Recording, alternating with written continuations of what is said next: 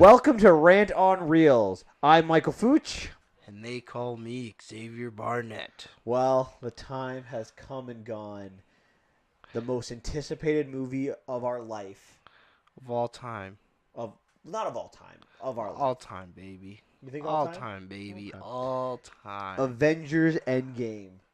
I am excited to talk to you about today on the podcast. Going over Endgame and some Marvel trivia. I've been thinking about this all day, and I cannot wait to unpack this and just feel it out. There's a lot to unpack in this episode. Yeah. 3 hours of just Marvel goodness.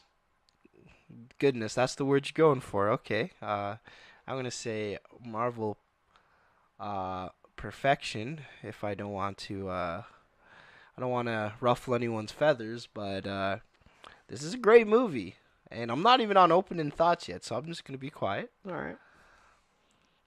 right, and don't forget to like us, subscribe. We're on YouTube, we're on iTunes, we're on Spotify, Rant on Reels. Like, subscribe, and do all that nonsense, because we don't just talk about Avengers, we talk about everything, baby. But not today. Today it's all Marvel. It's all Marvel today. I mean, when we're going to start with the news, and let's be honest, all the news is around the MCU right now. It's all the news around Endgame. Mm-hmm. The Endgame, $1.2 billion over a 3-day weekend, or 4 days if you include Thursday night. Yeah. That's ridiculous.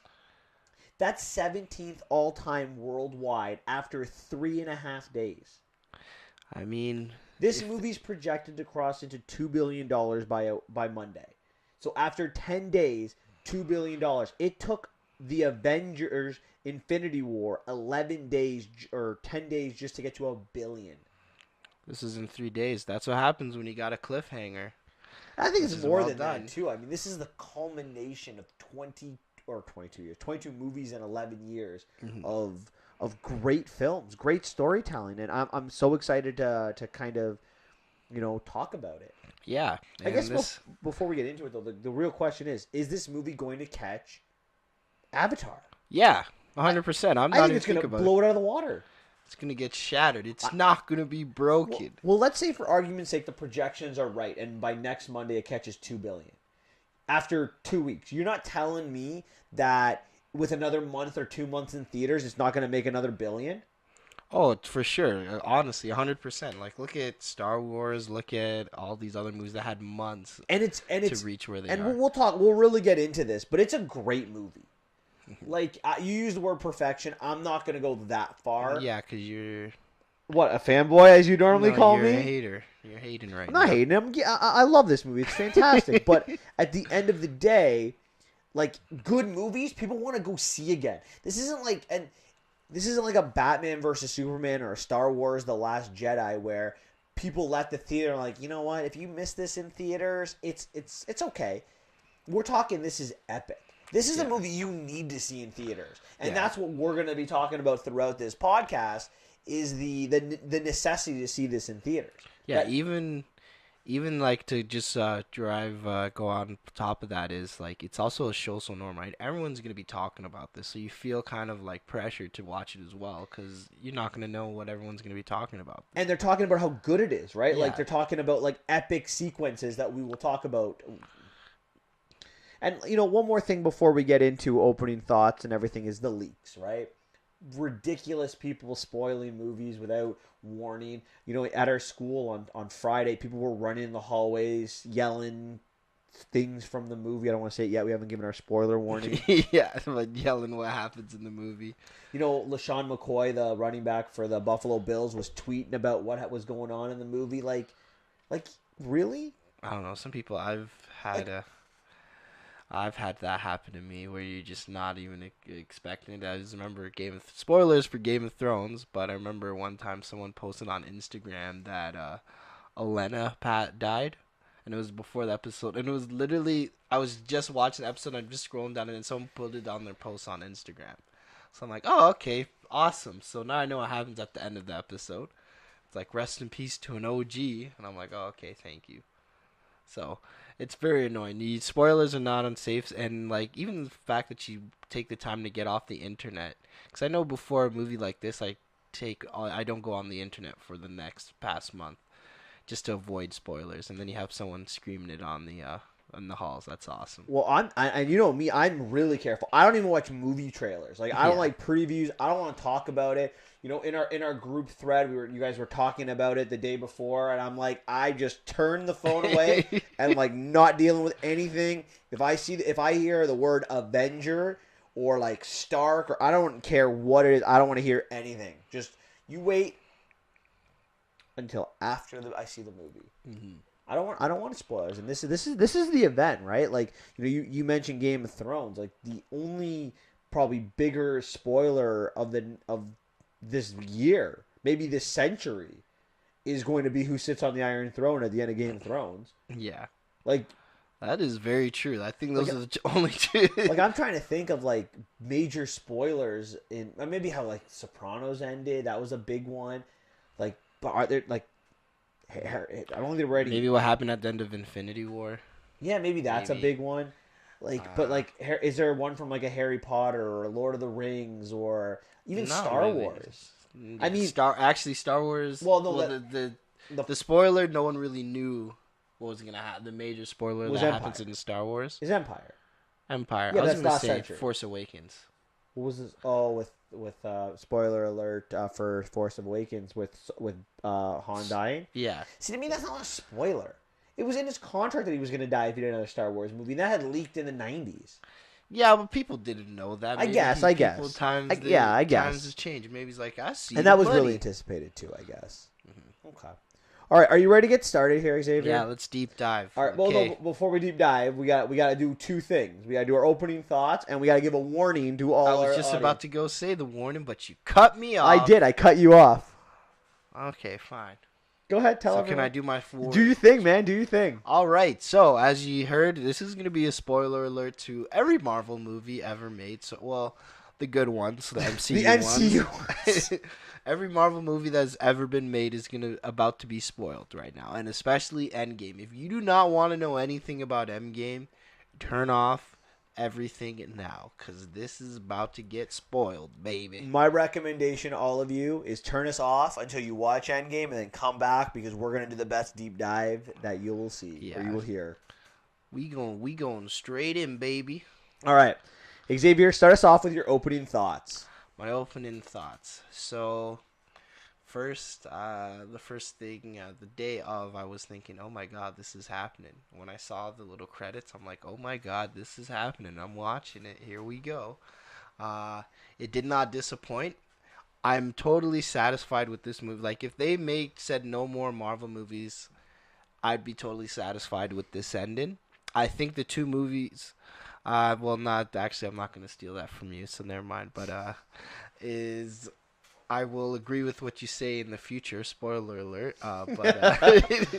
But My hot take, you mean? Yeah, your hot take. But I think I really, really like this movie as a whole, and makes me excited to rewatch Infinity War and this together in succession. And I want to see more of. I'm really sad at the. Actually, I can try so hard not to spoil where I'm saying so with the opening thoughts. But honestly, this is a great movie. This pays total homage to what's to come, the past, everything. It's a wonderful celebration of Marvel. That it? That's it. You know, to start my opening thoughts, I got a lot to say. There's so much to say about this movie. And it's funny, you know, after watching it, so I was sitting down for the entire 3 hours, and I would say it's an emotional roller coaster. I don't know. Would you I would agree. And when the movie ended, I was just thinking there, and we stayed for the credits for the potential for an end credit scene, even though we both suspected there wasn't any. And the entire thing, I was just playing back this movie in my head, and I could tell you scene by scene what I saw, but what I couldn't do was I really felt I couldn't digest this movie well, and I ended up seeing it again on Sunday, and I'm now just starting to kind of digest it. It's taken me days to kind of understand what I saw and kind of come to terms with what I've seen, and you know, like Xavier said, this is a great movie, and I'm gonna be honest, I was a little surprised by it, and what I mean by it is I knew it wasn't gonna be better than Infinity War. Infinity War is I've said it on this podcast before. I will continue to say it's a perfect movie. And this movie couldn't be perfect because Infinity War by itself, Infinity War doesn't need Endgame. Endgame needs Infinity War. And Endgame is going to deal with some time travel. And when you deal with time travel, you cannot be perfect.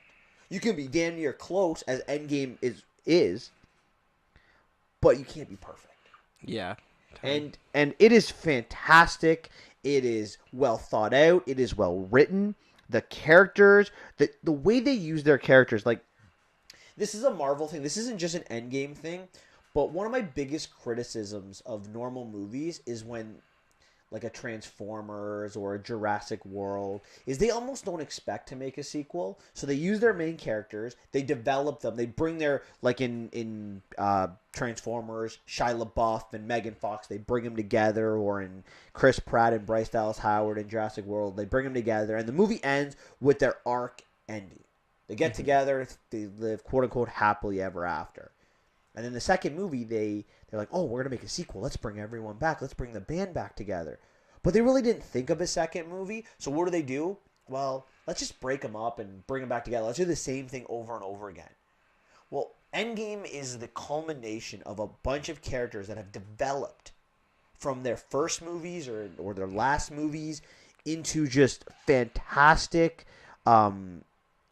just endings. Like, it's just the development of, like, Stark or Thor or, I'm not going to say Cap because Cap's pretty static, or Nebula. Like, some of these characters that develop through this movie, it's so well written. It's so difficult. What we're seeing with Endgame, ladies and gentlemen, is unprecedented. 22 movies.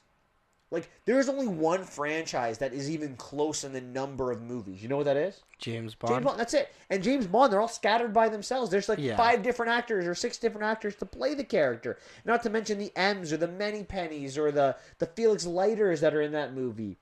We're talking pretty much distinct characters that have not been replaced over and over again. We're talking about character arcs that have continued to develop from day one, and we're going to talk about this.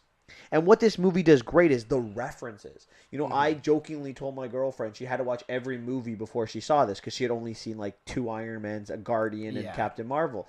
And I'm like, okay, not everyone's going to be needed. But Xavier, every freaking movie got a callback to pretty much. Yeah. There are lines or references from every single movie that we'll talk about that get in this.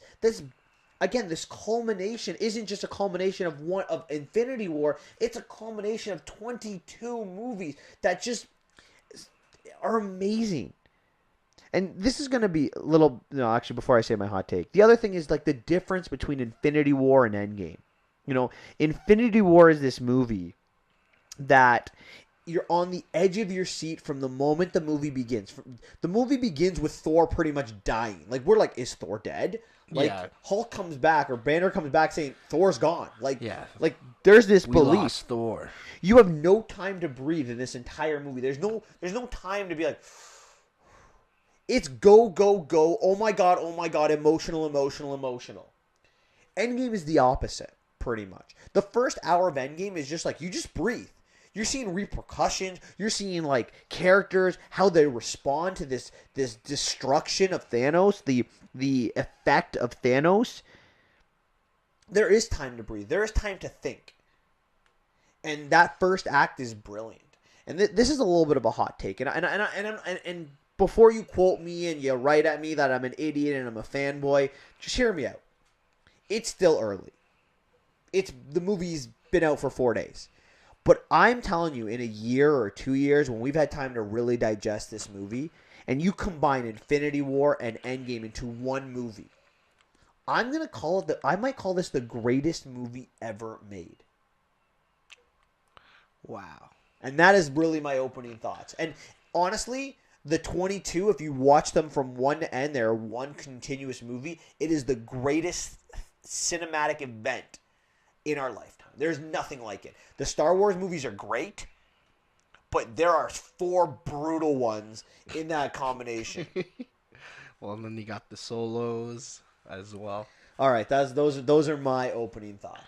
Well, let's get into it. So yeah, if you wanna catch our whole thing, make sure you come and listen to the the podcast or the full video, we are now going to do a deep dive into this movie. We're going to get into the everything, nitty-gritty. the nitty-gritties, the right in between all the icky stuff of the movie. Talk about everything. There's no icky stuff, so I don't know what you're talking about. I don't know either. I wanted to say something, I had no idea. But okay, It happens. Let's get into this. Let's get into this. So, the movie begins not with the normal Marvel crawl. Doesn't begin with like all the cool scenes of the different movies. It begins with Hawkeye. And Hawkeye is teaching his daughter, who's now probably what, 12, 13, how to be an archer, right? They're playing with a bow and arrow. We also see the rest of the family. His two sons are throwing the baseball around. His wife is making hot dogs. They're talking about what they put on a hot dog. She's like, would you like mustard or mayo? And the youngest son is, can I have ketchup? Because, I mean, that's normally a thing, right? Yeah. But so they're all having this wonderful family moment. And he turns his back on his daughter after, she just hits a bullseye and she disappears. Yeah. Then he's looking for his daughter. And when he turns to see the rest of his family, they disappear. And he's just calling out to them, where are you guys? And then we get the Marvel crawl. How did this scene make you feel? It was sad. It was like we all knew it was gonna happen as soon Oh, as yeah. we saw the family, right? It was a nice little, a good reminder to tell us like, oh, what's going on with Hawkeye? Why wasn't Hawkeye in there? Well, because he wants to be with his family, right? He was retired. Not even retired. Remember, he was a prisoner. He was under house arrest because of the Civil War, right? And we get that in Infinity War, right? They say where's Clinton and Scott, and they're both under house arrest. We saw that with Ant-Man and the Wasp, and now we're seeing this. I think it's a great way, just a reminder of the snap, right? Mm-hmm. Instead of having like a recap, you can do the entire movie with just this one family. Mm-hmm. And it's brilliant. It's just like a way that you're just like, it could be emotional. Like if you're an emotional person, you're going to be like, oh my God. He lost his family. But again, it's this way that you're just like, it brings you right back into the Infinity War saga, because the last two movies, they were a little bit lighter, right? Ant-Man and Wasp is very comedic in how it's told its story. Captain Marvel was just this like, again, there's some comedic to it, but here we go. We're right back into dark Infinity War moments. Yeah. So after that, we see Tony Stark, and we find out it's 22 days later, and Stark is building this relationship with Nebula. Yeah, it's kind of funny. They're playing the football, football my God, it's so cool. Stark's giving this message to Pepper, and he had an infection from being stabbed by Thanos. Yeah. Nebula's treating it. You could see that he's lost a lot of weight, right? Yeah. The first time I watched it, I'm like, is it just because he's in space? But no, like he's lost his weight. He's in no shape. 22 days. They've run out of food for 4 days. So like, they're dying. They're dying. Right? They're about to run out of oxygen. They're on their last day. Mm-hmm. And then Captain Marvel comes to save them and brings them home. So I've got two questions with this. The first, how did she know? No. Okay, let's start with that one. I think that's an easy question. Yeah, Rocket Raccoon's there. Yeah, and he has the tracer on his ship. Yeah, he would know where his ship is at all times. Yes. Like, it's funny. I was talking with a couple people, some haters, and they're like, "There's Captain Marvel. Like she's so stupid. She just went to save them." No. She knows for one of two reasons. The Rocket reason makes the most sense to me. Mm-hmm. That Rocket wouldn't know how to track his own ship that he's lived on for at least the last 5 years. Yeah. Secondly, Stark's sending these messages to Earth. Who's to say Pepper's not getting them, and they can't trace them that way? That's true. I don't think Pepper's getting. I think it's more the Rocket theory. Well, I think so too. I think that makes the most sense. But I think he's sending them. It seems like the dialogue says, "I don't know if you're alive. I don't know if you're getting these messages." Mm-hmm. Like we don't know how he long could it be takes to sending get it too, right? We don't know. We don't know, right? Odds are he's smart enough to figure it out. Mm-hmm. But we see some callbacks in this scene too when he's working on the ship. Like he's looking back like to the Iron Man days when he's working on the food. With he's like I've seen worse. And the second issue is, what do you think of the Russo's brothers' decision to forego Captain Marvel's entrance? So we see Captain Marvel's entrance into the MCU really at the end of Captain Marvel when she Yeah. says, "Where's Fury?" And they foregone this scene, right? We know she's been to Earth because Cap shaved when she gets back, and we know Yeah. Cap has the beard in a Captain Marvel Hmm. during the end credit scene. So what are your thoughts on this? The decision we're not gonna show the beginnings of this relationship between Captain Mar or Claire Danvers and the Avengers.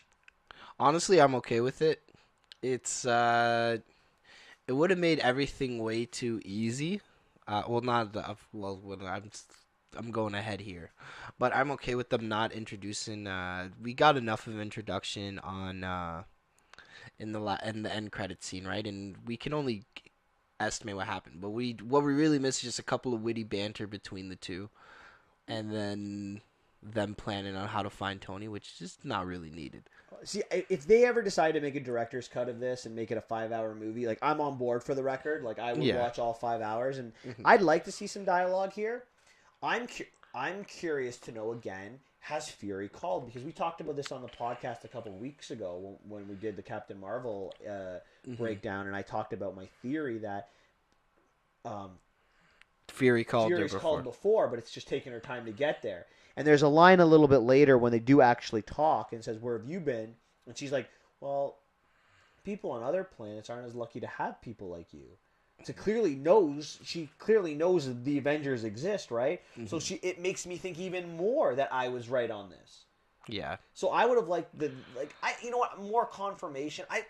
I just find the relationships fascinating, right? Like some people might find that first hour of the movie kind of boring or bland. Not No, I me. like the I want relationships. I That's like the whole point for me for the reason why I like I love the big fights and everything, but my favorite part of the Marvel movies is the interaction between all the heroes, just the way they talk. Like going forward, that scene where they're all talking in the little screen thing, I'm like, oh my god, this is just like the comics. Like Carol's out in space doing her own thing, like everyone's out in the world doing their own thing. They're talking to Rocket, like that was like great. it's brilliant. And that to me is where that's why I would have liked to see more of it, just for more Hmm. conversations. Like if you really think about it, a scene that we didn't really get a Captain America and Carol Danvers conversation. Yeah. And No. wouldn't that have been cool? We didn't get much of a conversation. She's not much of. She's not. The only person she really has a conversation with is what Tony Stark and Peter Parker Peter but Parker. mostly with Natasha, Yeah, with Black Widow. Natasha, That's which probably the they're good most. friends. So in the comics, so I'm That happy makes with sense. that. You know, and I'll say Maybe we'll get this. Spider Woman. We'll talk about this probably at the end of the podcast when we get over some questions about the use of Marvel. But I'll spoil that. I'm very happy with Oh, it, I'm happy with it and too. I'll explain why when we get into that question. Anyways, so she brings Tony back, and Tony comes back, and he has a nervous breakdown. Yeah, Like that's it. Like he blames Cap for not standing with him. He's like, in this calls back to the Age of Ultron, or yeah, right. yeah. Age of Ultron, where he talked about Where how he's he like, wanted to make his shield. yeah, he's like, I wanted a shield, and you said we'll fail together.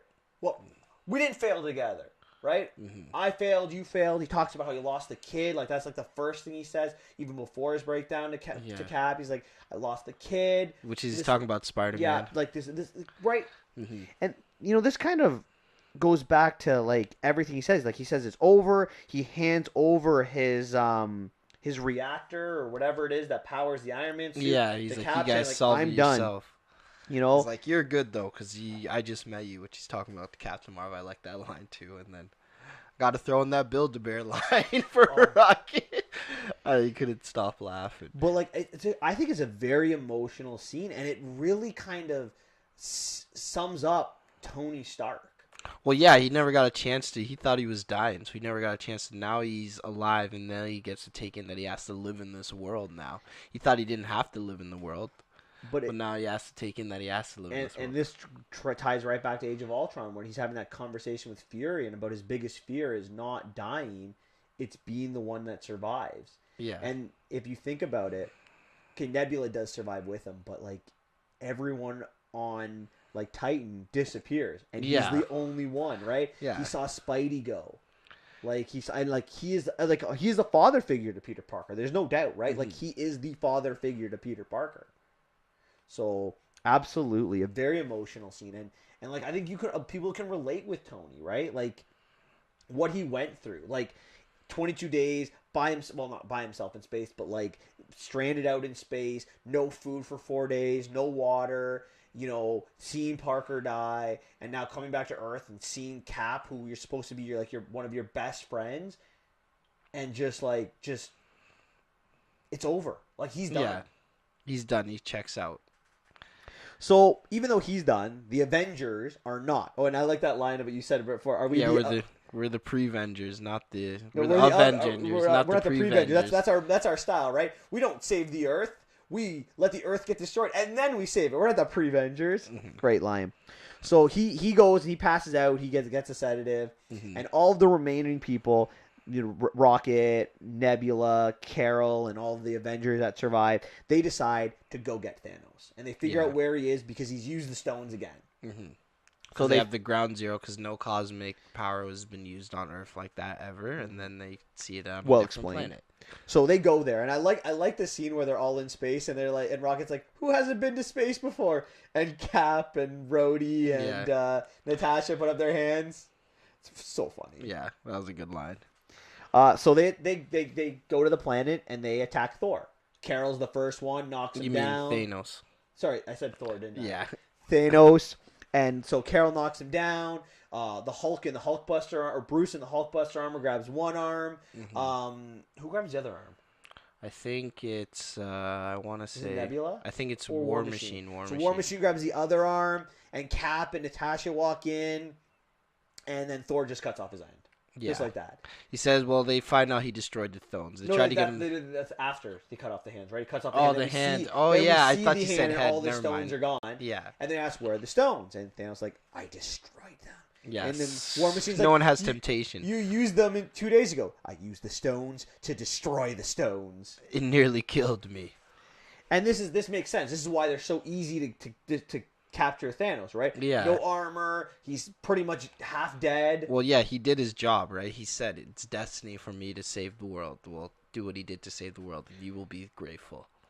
So he also says you can never get them back. You can never undo with what I did. Technically, you can. I mean, those are birth between the creation of the universe, so... Spoiler alert, they might come back.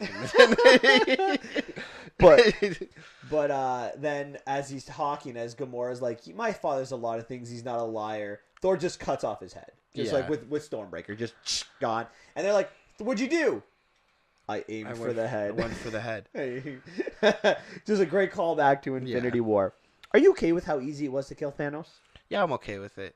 After what happened, like, the Infinity Stones aren't a joke to real, right? Reeled. So the fact that he was injured and he didn't have he's content with what he did. He's like, my job here is done. I'm just going to be a farmer for the rest of my days until I die. That's what he always said, right? He wasn't tempted to do more with it. You even see it in, like, I'm going to go back to later season, later in the movie, but when he sees himself get killed in 2014, he doesn't even flinch.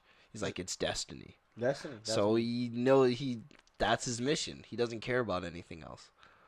Now, something we haven't really talked about is Thor took the events of Infinity War probably harder than any other of the Avengers, even more than Stark. Yeah. Stark showed it. Thor didn't. Thor bottled it up. Yeah. Like he didn't say a word in the first 5 minutes of the movie. Well, yeah, because Thor is not emotionally intelligent, right? He doesn't know how to deal with his emotions. And then he gets up when it's time to go, and he stands beside Carol Danvers and just puts his hand right beside her head because he's like, who the hell is this girl? And he calls Stormbreaker, and Stormbreaker goes right by her head, and she doesn't even flinch, just puts a smile on her face, and he's like, I like this one. I like this one. That's his first line of the movie. And even Rocket says he blames himself and then Rocket's like, and it is his fault. Yeah. Because he didn't, right? This is why I like the character interactions, right? It's good to have, because Rocket, he is that guy. He doesn't hold back. If you messed up, he's gonna let you know, right? And just we don't know much. I don't know much about Captain Marvel, but even just all those interactions, just great. Oh, brilliant! And then kind of the Thor like walks off like in like just disgust because he's taken this so hard and now it can't be fixed, and he blames himself. And this is Thanos in his head a little bit too, right? Yeah. But his last line to Thor was, before this interaction, was, "You should have aimed for the head. Like, you had the opportunity, you had your shot, you missed it." You know, Thanos killed everything from him, right? He killed Loki, he killed Heimdall, he killed half of his Asgardians twice, probably, right? He killed half in the beginning of Endgame, and then half again in the snap. Maybe he left them alone in his head. Probably He's like, no. I already took half of them away. I don't think so. I think he took another half. Like, I don't think maybe. so. And as Thor is walking away, the screen is fading to black and going kind of hard to kind of out of focus, and we get this 5 years later. What are your thoughts on the Russo's brothers' decision to go 5 years into the future? I'm happy. Why? Why are you like happy it. about it? Because it gives them more opportunity to do things with other characters that they wanted to. Let's say, I'm thinking more future time. They want characters to grow up faster to jumpstart their growth, right? So they don't have to wait for an actor to get to a certain age to like explain why these characters are doing things. So I think more for the kids. More for the kids, more for just future references. I think it helps set the stage for the next movie better. I like that, but I think I'm going to go one further. It does a better job showing the actual ramifications. And that too. Like, like the one thing that it really does, it shows how 5 years later the Earth, or really the universe, we find out, hasn't been able to move on. Well, it hasn't really recovered. It hasn't recovered. People can't move on, right? Like, that's the first scene that we kind of see, right? Yeah, we have a focus group. Like a support group, right? Where yeah. Captain America's talking to a bunch of people about, like, moving on. Like, he's trying to help people move on, because think about it. Almost everyone has been affected in some way. They might have lost a wife. Almost everyone. Literally everyone. You have to be affected. Not necessarily. I mean, I guess maybe not for your direct family, but like, yeah, everyone lost something. Everyone lost someone. Yeah, half the world was destroyed. Half the world's gone. And the world that we see on Earth, it's not quite apocalyptic or post-apocalyptic. But it's definitely not normal either. Yeah, it's like, all looks like a rundown country now. Yeah, it looks like the world has shut down. Like, it doesn't look like governments exist. We see sorrow, right? We see, like, monuments of the people that have been lost, right? No one takes care of the trash or anything like that. It looks like a dirty place. Yeah, like, people have given up. And I think having this 5 years later does a better job of it than if it was a year later. Yeah, I agree. Because you really can see the deep wounds that Thanos left 5 years later. All right. So the Avengers have kind of broken up into two types of Avengers, right? The ones that have moved on and the ones that haven't moved on. So let's start with Cap. Now, Cap hasn't moved on. He is giving people advice on how to move on, yet him not moving on himself. Yeah. Does that sound like Captain America to you? Are you okay with Cap not moving on? Yeah, that makes sense. That just makes sense, right? Natasha, Black Widow, she also hasn't moved on. Now, she seems to be like one of the leaders of the planet. She's the leader of the Avengers. I guess the SHIELD, the operations, the SHIELD. Yeah, operations. so we see her talking, as you said, to Nebula and Rocket, who are out searching for the stones. We see him talking to Carol Danvers, who's kind of War Machine, planets, and War Machine, who's kind of now Hawkeye. She's with the military. No, I think he's with the military. I think that's just one. He's not tracking Hawkeye. I think that's just part of what his role is. So, are you okay with Natasha not moving on? Yeah, it makes sense. I think her story makes perfect sense. Like, this is her family. Yeah, she has no one else. Like, we find out later that she doesn't even know her dad's name. Like, she was nothing until she met S.H.I.E.L.D., until she met the Avengers. So, yes, this is her That family. is her family. Now, Nebula and Rocket looking for the stones, it makes sense. You know, one of my favorite scenes in the movie that we haven't talked about is when Nebula comes back with Tony. So we see Tony have his breakdown, but Rocket just goes to Nebula and they just hold hands. Yeah. Like, that's just such a telling scene. Like, these people, like, in the last Guardians movie, like, Nebula's not with Rocket really ever. Yeah, they don't And talk. in the first movie, they're villains against each other. Hmm. So here you go, in this movie, like two characters that you think have nothing in common, just burying the hatchet to hold hands. Like that's, and now they've been together clearly for 5 years, building this relationship. Hmm. Like I liked it a lot. Yeah, no, I agree. I enjoyed it as well. And I'm good with Rhodey being a military guy. That's him, right? Yeah, he's always been loyal to the military.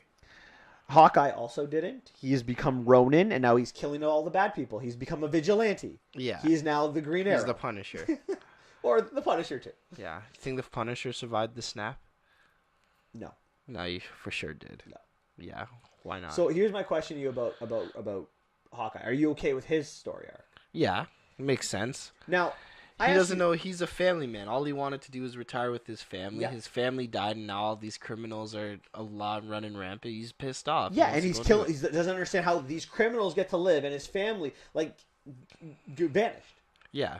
Well, if he helped out the Avengers, he knows that Thanos had no bias. It's simply random. Okay. Okoye, I think she did.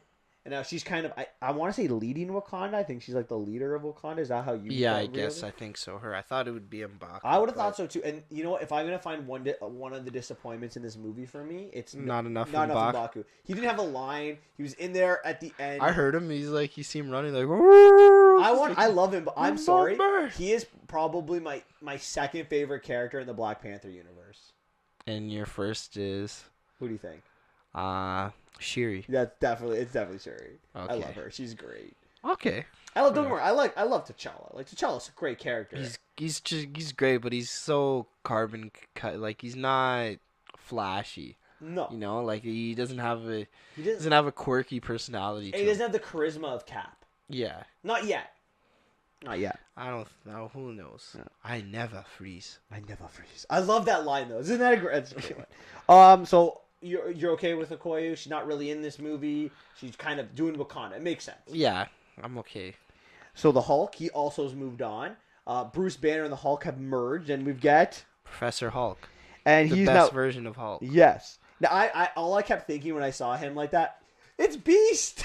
it's Green Beast. Yeah, but you can beat the crap out of Beast. Yes, you okay? can. So, but Not this one. Not this one. He has no violent tendencies. Yeah, so we'll see. Go back. Did you like this decision for what to do with the Hulk? Oh, it's amazing. That's probably my favorite. Excuse me.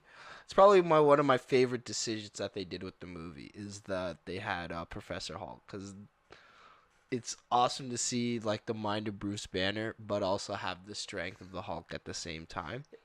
It's just great. It's just great in all. I liked it too, and I like the scene where like they're all talking or having dinner, and like the kids are like, "Hulk, can we get a picture?" It's like he's finally been appreciated too, right? Yeah. He's really moved on. Mm-hmm. You know, one of the only Avengers that has. Now we get to Thor, the funniest of the Avengers. He Yeah. definitely hasn't moved on. He's wallowed in his own self pity. He's wallowing in his own self pity. Drink, eaten, hasn't probably left the couch. Plays mad amounts of Fortnite. With Korg and Meek or Meek. Korg or whatever. What's the other guy's? Meek? Meek. Yeah. And like it's so funny, like when they come to visit him, and like Korg is like a child who's getting bullied by like this kid. So Yeah. he's like, Thor, can you help me? And Thor puts on, "Hi, Thor, God of Thunder. If you don't stop using that language, I'm going to come over there and put lightning up your butt." Yeah, and we forgot to mention that he's fat Thor Oh, now. fat Thor, got the hair back, Yeah. long the beard. What do you think of that? What I've heard from a couple people. I've heard both mixed things. I love it. I think it's brilliant. I think that it makes sense to the character that they've created. It's the development of the character. He is, like you said, not the most intellectual character, and he Emotional, is butthurt. like intelligent. but Emotional yeah. intelligence, absolutely. Yeah. And emotionally, he was broken by this, Yeah. and it only makes sense that he cuts himself off from. He's one of those people that I can see him if, like, you saw it at the beginning of the movie when that happened. Who was he talking to? He wasn't talking to anybody. The first words is like, "Oh, I like this girl." First thing he doesn't know how to react. He's pissed off, so he kills the guy. Then he goes home, and then he can't fix what happened. So what he decides to do is just sit and then succumb to all his demons, which And is drinking Fortnite and eating fatty foods. yeah, self-pity, right? He's in self-pity. He says it in this movie, right? Mhm. And the other thing about Thor is he's not a leader. Like, at least not in the MCU. He's not the leader. He is not the second in command. He's not the third in command. You know, He's the heavy hitter. he's the heavy hitter. He's the god of freaking thunder. Hmm. And I don't and now he has to lead this group of people in this when he's in this self pity. I think I really liked it. Anyone who doesn't like it, like, I get what you're saying. He's not the fit Thor, but that's good because that helps. That only adds to this movie. He's in no shape to fight, and when we see him get into the fight or when he wants to put on the gauntlet, like, he can't do it. He's not Thor. Hmm. And the argument that I've heard is like, he's a god. He shouldn't get fat. He is not a god. He's an Asgardian. Yeah, he's an call him alien. gods. Yeah. He still dies, right? Odin died. We saw this, right? He gets beat up. Technically, he's an alien. He's He's an just alien. called He's the Asgardian. god because of his powers. Yeah, and because the Earthlings misunderstood what he was and his magic as godlike. Yeah. So let's call that what it is. All right. And lastly, we have Tony Stark. And he definitely did. Yeah. He got lucky. Pepper survived. This one we didn't talk about. And now he's living in the country, which I think is just on the outskirts of the Avengers headquarters. Yeah, it looks like it's just on the outskirts because they drove pretty fast to one another both times, but we don't know how far he lives. But I can only imagine he lives pretty close. Yeah, they look that way at least. And he definitely has moved on. He has a child now. Yeah, he has Morgan. a family. You know, he's out in the country, but then he has this wonderful AI still. Friday's still there, so it's not really living in the country. He still has all his tech, right? Yeah, like, he's a billionaire. Loaded. Yeah. What'd you think of the daughter? Yeah, she was cute. She's adorable. The scene where he's like, we'll get into the time travel thing, and like he says shit, and she's like shit back, and yeah, he's like don't she's say like, that. Don't say that. What are you doing? That's mommy's word. Mommy owns that word. You can't say it around her. I mean, they have a great relationship. Like, you can tell, like, yeah, he's again the growth of his character. He appreciates his family, and he had his breakdown, and he moved on. He realized he was lucky. Mm-hmm. But he hasn't quite moved on from being a hero. Which Yeah. we'll talk about. So you're okay with? Is there any of the characters that you were not happy with? No. This is about 40 minutes of the movie, 45 minutes. We cut out some of the Scott Lang stuff, which we'll get into in a second. But 45 minutes of seeing these characters, what happened to them. And I think they're 45 fantastic minutes. I want more. Russo brothers, give me a director's cut, 5-6 hours maybe, I'm saying. You're gonna make $3 billion, maybe $4 billion by the time it's all said and done. Will it kill you to release a 6-hour movie and make another $1 billion? Who knows? We'll see. All right. So you're good. You're happy with everything so far? Yeah. So then we get Scott Lang returning. So we go to San Francisco and we go into a warehouse, and I guess anyone who's disappeared, they throw all of their junk into a warehouse, and Scott Lang is believed to have been disappeared because, as we know from Ant-Man and the Wasp, that he's got trapped stuck in the quantum world. When all of the when Hope and her parents, the Pyms, they have disappeared. Yes, they've vanished. And in the van, a rat is seen walking through the van and I guess activates the quantum realm, and Scott gets thrown in. Now, I've heard today a lot of people criticizing this bloody rat. I personally have no issue with it, and this is like a nitpick of all nitpicks to me. The rat people, because this is one of those things where this is why I don't like speculating so much, because everyone speculates about how Ant-Man's gonna escape, and then when it doesn't agree with what they think how they were gonna escape, they're like, okay, you know what, I don't like this idea. My idea was better.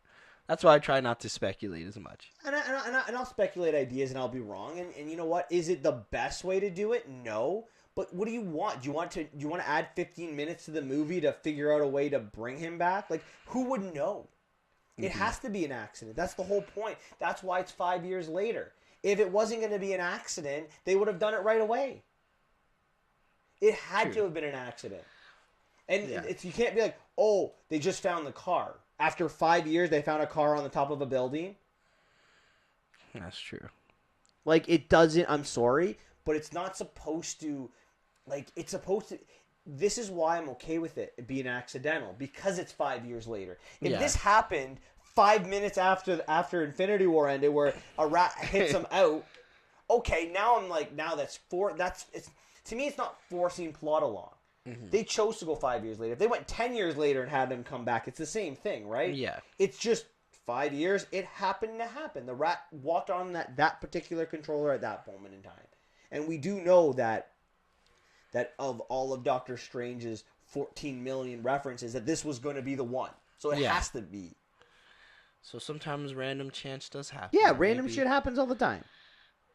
So anyway, Scott returns, and he's walking in San Francisco, and he's just seeing, like, missing signs and garbage not being collected.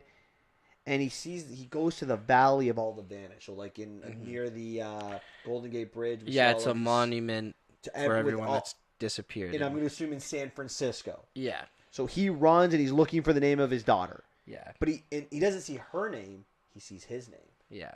And he's like, what?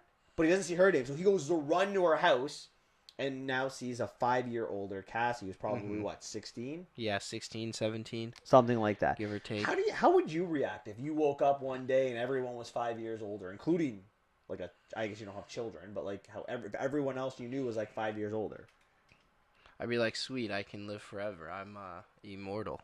You're not really immortal, though. You're just 5 years younger than. Well, maybe I found the fountain. How would you How would you feel? Like, would you panic? What would you do? I have no idea, to be honest. Well, that's fair. Well, his response is to drive across the country to New York to go see the Avengers. Yeah, so they're the only ones that can fix it, right? So. Well, yeah, because he has an idea, right? Because for him, it hasn't been 5 years; it's been 5 hours. Mm-hmm.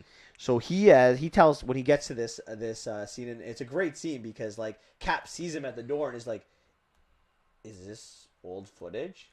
Mm-hmm. He's like, "No, it's outside," because they think he's disappeared. Yeah. He's like, "Oh my God, he's back," but they find out that he's only been gone for 5 hours in the quantum realm, and he pitches this time travel idea to build this time thingy that Captain America says a time machine, and he's like, "No, not a time." Yeah, a time machine. Yeah.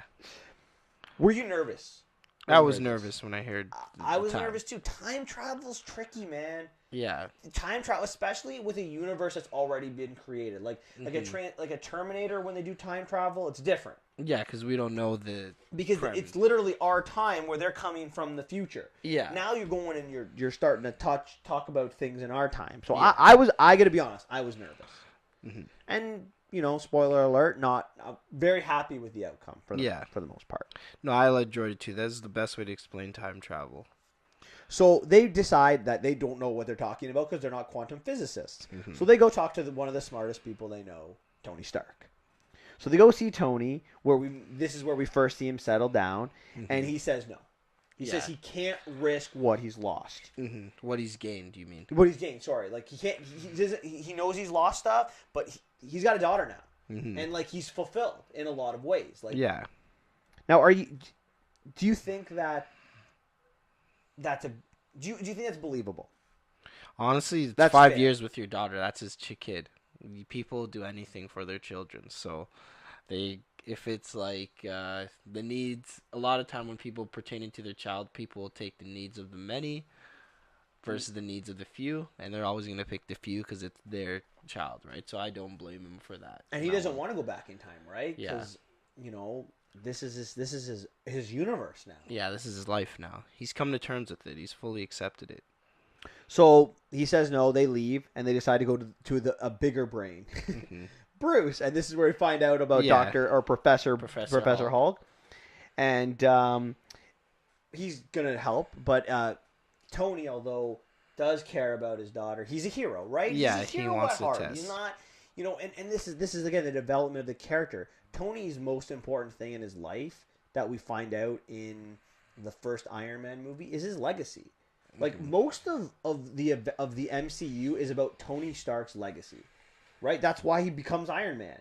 Mm-hmm. That's why he wants to build Ultron, a legacy to protect the planet. That leads him down his dark path. Mm-hmm. So while he's doing the dishes, we see him, looking at pictures. We see Howard Stark there, but we also see a picture of Tony with Peter Parker, showing that, like, he is a father figure to this kid, and it means something. He's lost a kid that he takes responsibility for, which is again the growth of this character. So he runs some simulations and he solves the time problem. He figures out time travel. Yeah. And he tells Pepper this, and he tells Pepper is like, I can stop. Like, I don't need to do this. I can bury it in the lake. Like, we don't need to do this. Like, I can do what I'm doing. But Pepper tells him it's okay. She tells him to do it. Now, are you okay with this? No, Pepper, that's development on Pepper, right? She wanted him to stop being a hero and wanted it, but she's like, this is beyond us. So it's great for Pepper. I like that. Yeah, it's great. It's great for both of them. And I mean, I think Pepper at this moment realizes how important Tony is to the universe. It's not just like what happens when he's not there, right? What happens when the Avengers were broken up? When the Avengers broke up, part of the reason is Pepper, right? And when we talk about like people breaking up for no reason and then getting back together, you could say, well, it happened, Michael. It happened in the MCU. Pepper broke up off screen, and to develop Tony's character, right? She couldn't deal with him continuing to put his life on the line. She wanted him to stop. He couldn't do it, and it drove him away from Captain America. It drove the events of Infinity War. And I think, like you said, this is her kind of realization that they need to work together, not apart. Yeah. So I'm really okay with this. I'm okay with her telling her to do it, even if it means her daughter is at stake. Because she's like, we got lucky. Not everyone did. Yeah. What would you do if you were Tony? I'd do it. Okay. Might as well. Why not? I'm a hero, baby. Yeah. I thought you were the villain, but okay. Well, I have to do it. If I was Tony, I'm a hero, so I have to do it. I'd do it. So Tony goes to the Avengers and he sees Cap, and the first thing they do is they bury the hatchet. Yeah. Gives him his shield back. Great scene. Cap gets his shield back, and they said that he has rules if he's going to do this. Not lose. The first rule is I can't lose what he has. We want to get back what we've lost, but not at the stake of what we've gained or what I've gained. And let's try to live through it too. Okay. So this takes us to time travel. So they figure out all this time travel stuff, and the first thing they have to do is brainstorm where to go. So before we get into this, let's get something straight. We can agree that the times they chose were only for cinematic effect, right? Yeah. Because I'm going to tell you this. If it were me, I've already brainstormed this in my head. First, I would send the 3 teams like they did. My first team would go to Guardians #1, but they would go to nowhere, where they could get the Reality Stone and the Power Stone when the Guardians brought the Power Stone to nowhere, and then they could send. Was the Reality Stone there already? Remember, after the events of the Dark World. Was Dark World before or after? After, remember, the Collector was looking for the second stone. Oh, okay. All right, perfect then. Yeah, And we also know it's after because they go to Guardians 1 as well. It's 2014, whereas 2013 was Dark World. Oh, okay. Because they do go to Guardians 1. They go to Guardians 1. Yeah, they should go to the later part of Guardians 1. Yeah, okay, yeah, you're right. The second play, and the Soul Stone, they can still get it there because they can just take the ship and do the exact same thing. The second stone is to go to New York, but not to the freaking Battle of New York. Go to the Age of Ultron when they're having that party, right? Mm-hmm. The scepter's right there, unguarded, not having to worry about it. Don't need to steal it from anyone. Where's the Tesseract?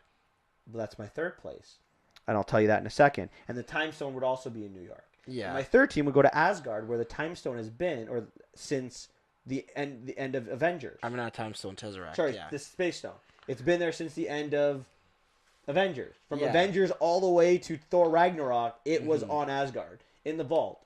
So even in this one, where they break into those teams, Thor and Rocket could have taken the Tesseract there. Yeah, I don't know why they didn't. For cinematic effect. That's what I wanted to say. I thought that this too. is not a criticism of the movie. We understand. A lot of what they're doing here is to give characters closure. Yeah. That's the part of this scene. Like let's call it what it is. This is a fun scene for the audience. It is a scene. They are scenes that are there for the characters to get closure in their story arcs. Mm-hmm. And to drive the plot as well. Yeah, but like I'm just saying, like I understand, and I think you can understand. There were better options. Yeah, no, I thought there was better less options violent too. options, but the purpose of it was To it. pay Now, homage it and is celebrate. it is a criticism I'm going to give to the movie. I'm not getting them off the hook on this. It's why it's not a perfect movie. I'm just saying, like, I understand why they chose to do it the way they did. Okay, hater. So You now just don't before we believe in the get Avengers. before they go, they set up the principles of time traveling, and they basically say that forget all of the other movies, the other time traveling movies, that the past only changes their future, not ours. So when you go to the past and you do something, it will not affect us. It will only affect their. You're only creating like another reality, like another universe, another kind of thing like that, an alternate reality. Yeah. Am I right on this? I think so. Because I have to be right on this. Because think of it like this. Let's say it wasn't. When they bring, let's say, the Tesseract from whatever time period back, they need to break the Tesseract to take the stone. Yeah. So when they bring the stone back, how do they make a Tesseract out of it? When they take the Mind Stone, which is not the Mind Stone from the scepter, and they break it, how do they put it back in the scepter? How do they turn the Reality Stone? They got into the ether stones. They again? just used the stones. Yeah, but they don't know that, right? Oh, yeah. Oh, the people. Who are you talking about? Like the people from the original time. Oh, yeah. They So wouldn't when know. they bring them back into to 2012, 2013, Yeah, you have to bring it back to the. So that's why it changes things. But it just creates a new reality in that universe. Yeah. Okay, so we're good on that. Do you New like reality? this? The ancient one said that. Yeah, I like it because like I said, it puts a lot of possibility for what comes next. Yeah, absolutely.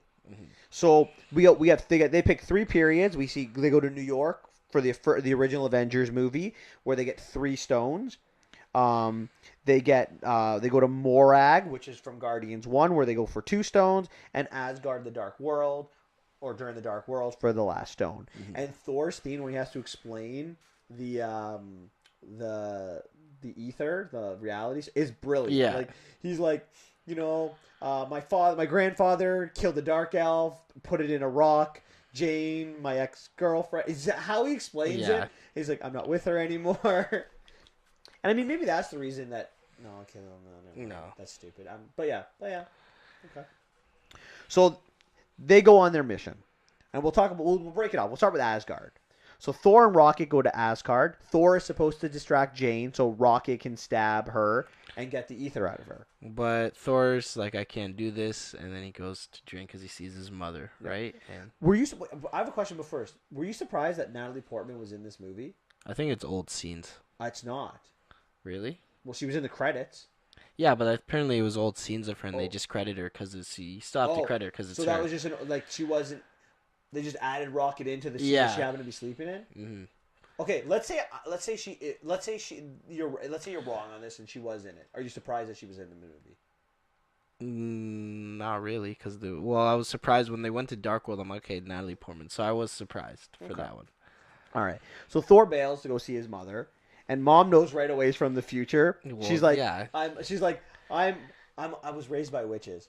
He's like, you're right. I'm totally from the future. Yeah.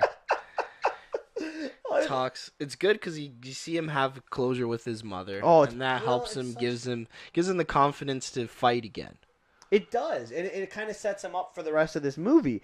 And then Rocket comes in with the stone, being chased by the Asgardians, and before they leave, Thor pulls out his arm and grabs Mjolnir. He's like, I'm still worthy. Yes, and this is important too because he thinks he's not worthy anymore, and this Yeah. goes to everything we've kind of talked about with his self-pity. He thinks he's not worthy of being the god of thunder anymore. So that's important. And then he brings Mjolnir with him. Yeah. He's got his hammer back. I love Mjolnir. Stormbreaker's the better weapon, though. Is there whatchamacallit? So the second weapon is second time is the Earth in 2012, the first Avengers movie in New York during the battle. Now they came, again, cinematic effect. They came at the beginning of the battle, even though everything they needed was at the end of the battle. Yeah. Do you think they did this because they wanted to put the most iconic scene in the Marvel universe, that the panoramic of all 5 of them in the movie? Yeah, probably. That one panoramic. That's because they didn't show them fighting. They just showed that They show the Chitauri open the mask, and then the panoramic view of all of them. Yeah. That's why, right? Yeah, it's like play homage. You remember this guy. You remember this, guys. It's time to play homage to this. I don't know about you, but I really like that because I think that is the most iconic scene of the 22 movies. No, the most iconic scene is them eating shawarma at the end of the movie. No, Really? I'm just joking. No. What would you? I thought you can't throw Endgame because we haven't seen it yet. But going into Endgame, what is the most iconic scene in the MCU? I don't. That's a good question. That one's iconic, but I think another iconic one is. Yeah, it might be. I'd go a little bit after that of them fighting, like the one where it shows them all fighting different things. So pans, you see Hulk punching a bunch of guys. Pans, you see Hawkeye shooting his arrows. You see Natasha taking someone out. But that's not a picturesque scene, right? I think it's more iconic, that moment. Like if you're taking a picture from the MCU and you're putting it on everyone's face, I think that scene. I think the scene where two scenes from Civil War that stuck out when they're running at each other, and the scene from like the cover of the Civil War graphic novel where Cap is like using the shield and to block the Iron Man blast. Yeah, I think those are three of the most iconic scenes. The airport scene is pretty iconic, but I still go with the original. Okay. So they have to blend in. Hulk has to take off his clothes because Hulk wears shirts now. And he just pretends like, to Hulk, smash. go smoke something. So he goes and he hits a car, just smash. Yeah. And then he like picks up a motorcycle and just tosses it. It is so funny. So Ant-Man and Iron Man are in charge to get the Space Stone. Space Stone. Hulk's responsible for getting the Time Stone, and Cap is supposed to get the Mind Stone, which is Loki's scepter. Mm-hmm. So now the audience knows that Strange won't be there, but they don't, right? They think Strange has been there the entire time. Mm-hmm. So when Hulk gets there, he finds out that there is no Doctor Strange. It's the Ancient One. The Sorceress Supreme. Yeah. What are your thoughts on that callback? No, it makes sense. He wasn't there yet, and I'm glad that they brought her back for that movie. Again, great scene, and And then she does go into time a lot, so she's like, Doctor Strange won't be here for another 5 years. He says they're the best of us, right? She's basically saying you can't take this Time Stone, and she's explaining like from a time perspective, if the stones are removed, the Earth can be destroyed. That whole point, that scene, right? It's to better explain the time travel for us. Absolutely, a second opportunity to make sure the audience knows. I'm not gonna lie, we can't screw this up. We're not screwing anything up. What you're gonna see, you're not gonna be happy with, but don't you worry. It's just a different time zone. We're okay. Yeah. I saw it because what I thought is like the Hulk part was kind of confusing to me, and then when the Ancient One explained, I'm like, oh, okay. It's just extra, just clarification.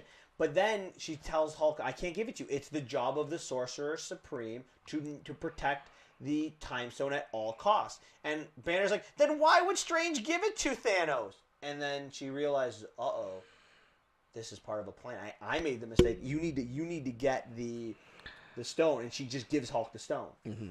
Easy. Makes sense. So it makes sense. Strange is the best one out of all of them. Yep. And she knows she dies because Strange is the one that changes the world.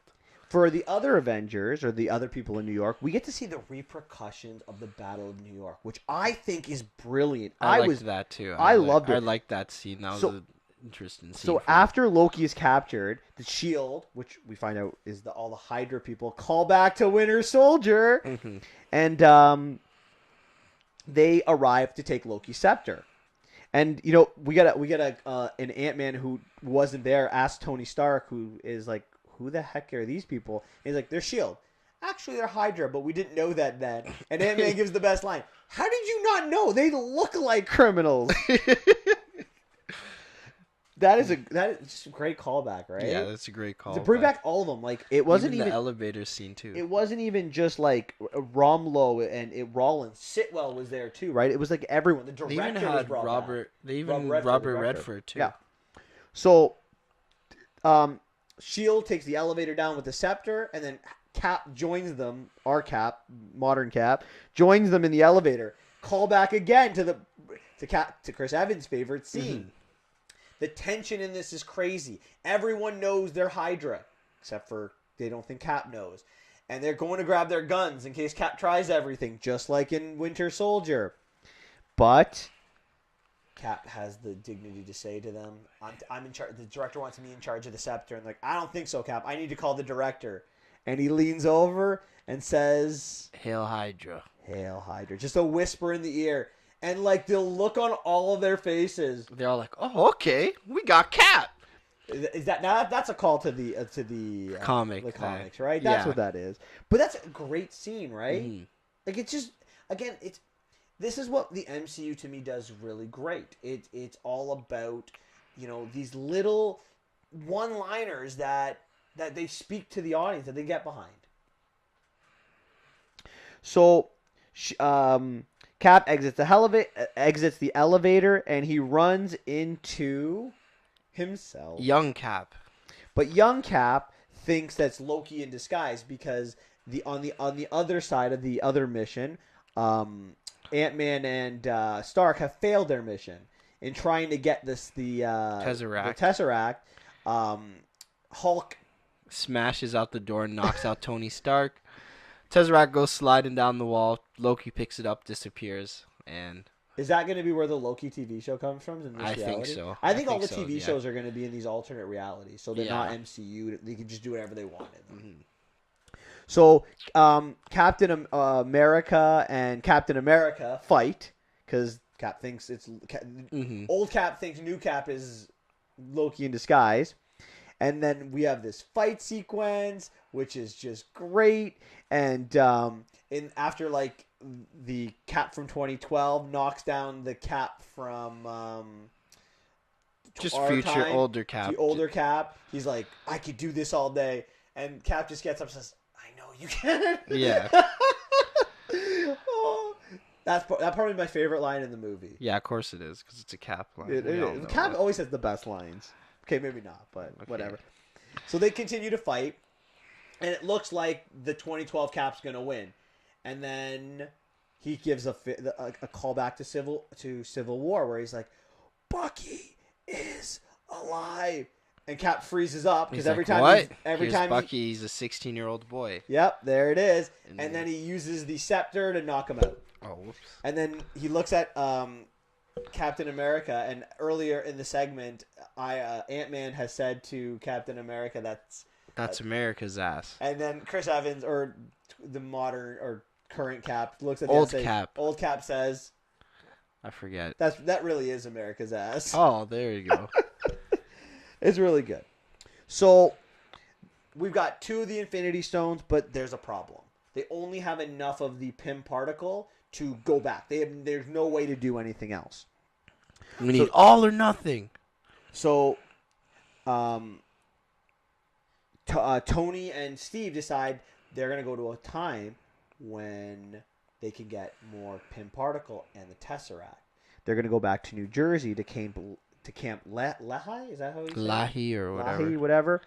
Where Tony has a feeling that in 1970 that they will both be there at the same time. And they're like, how do you know? And he's like, I know. I can't tell you how I know. Did you figure out how he knew? Because his dad? Yeah, but do you know how he knew that specific date?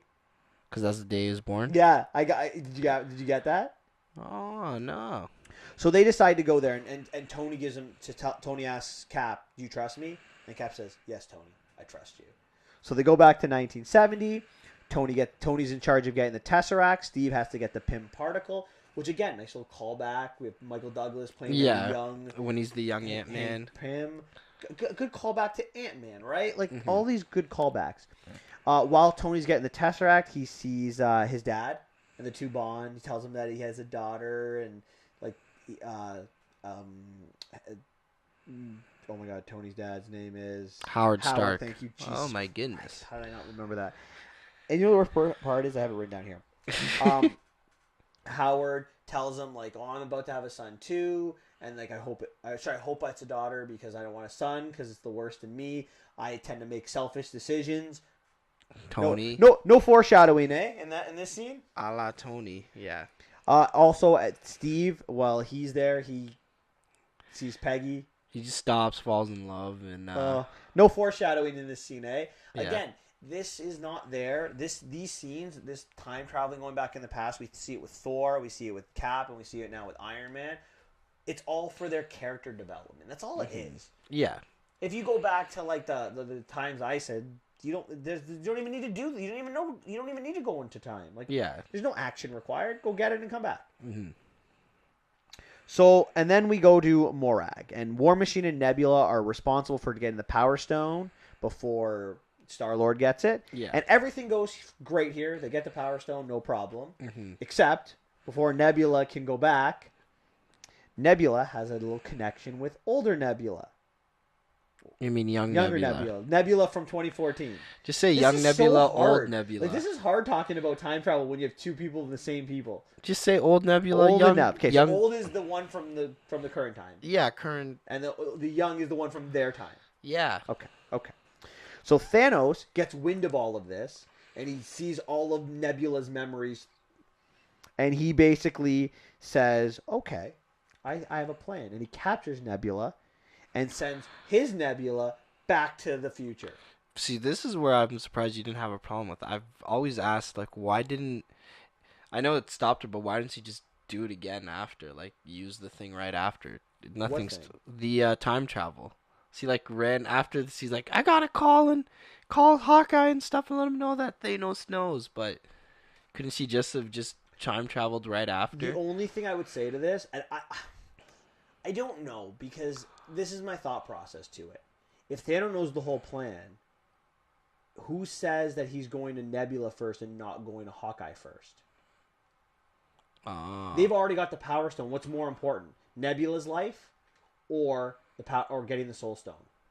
That's true. That'd be my reasoning why to make sure that the Soul Stone was gotten. If they hadn't gotten the Power, but does she know? If she was responsible for the Power Stone, if she had the Power Stone in her hand, then I would be on your side on this. I'm like, what are you doing? Get the Power Stone back. Yeah. But because War Machine already brought the Power Stone even back, on top of that, he has all that information, and I'm pretty sure he could access it and then, like, invade the Earth of this time and get the Pym particles to go back in. Theoretically, absolutely, too, right? So it's gonna probably happen anyway. Mm-hmm. Okay, fair enough. Okay.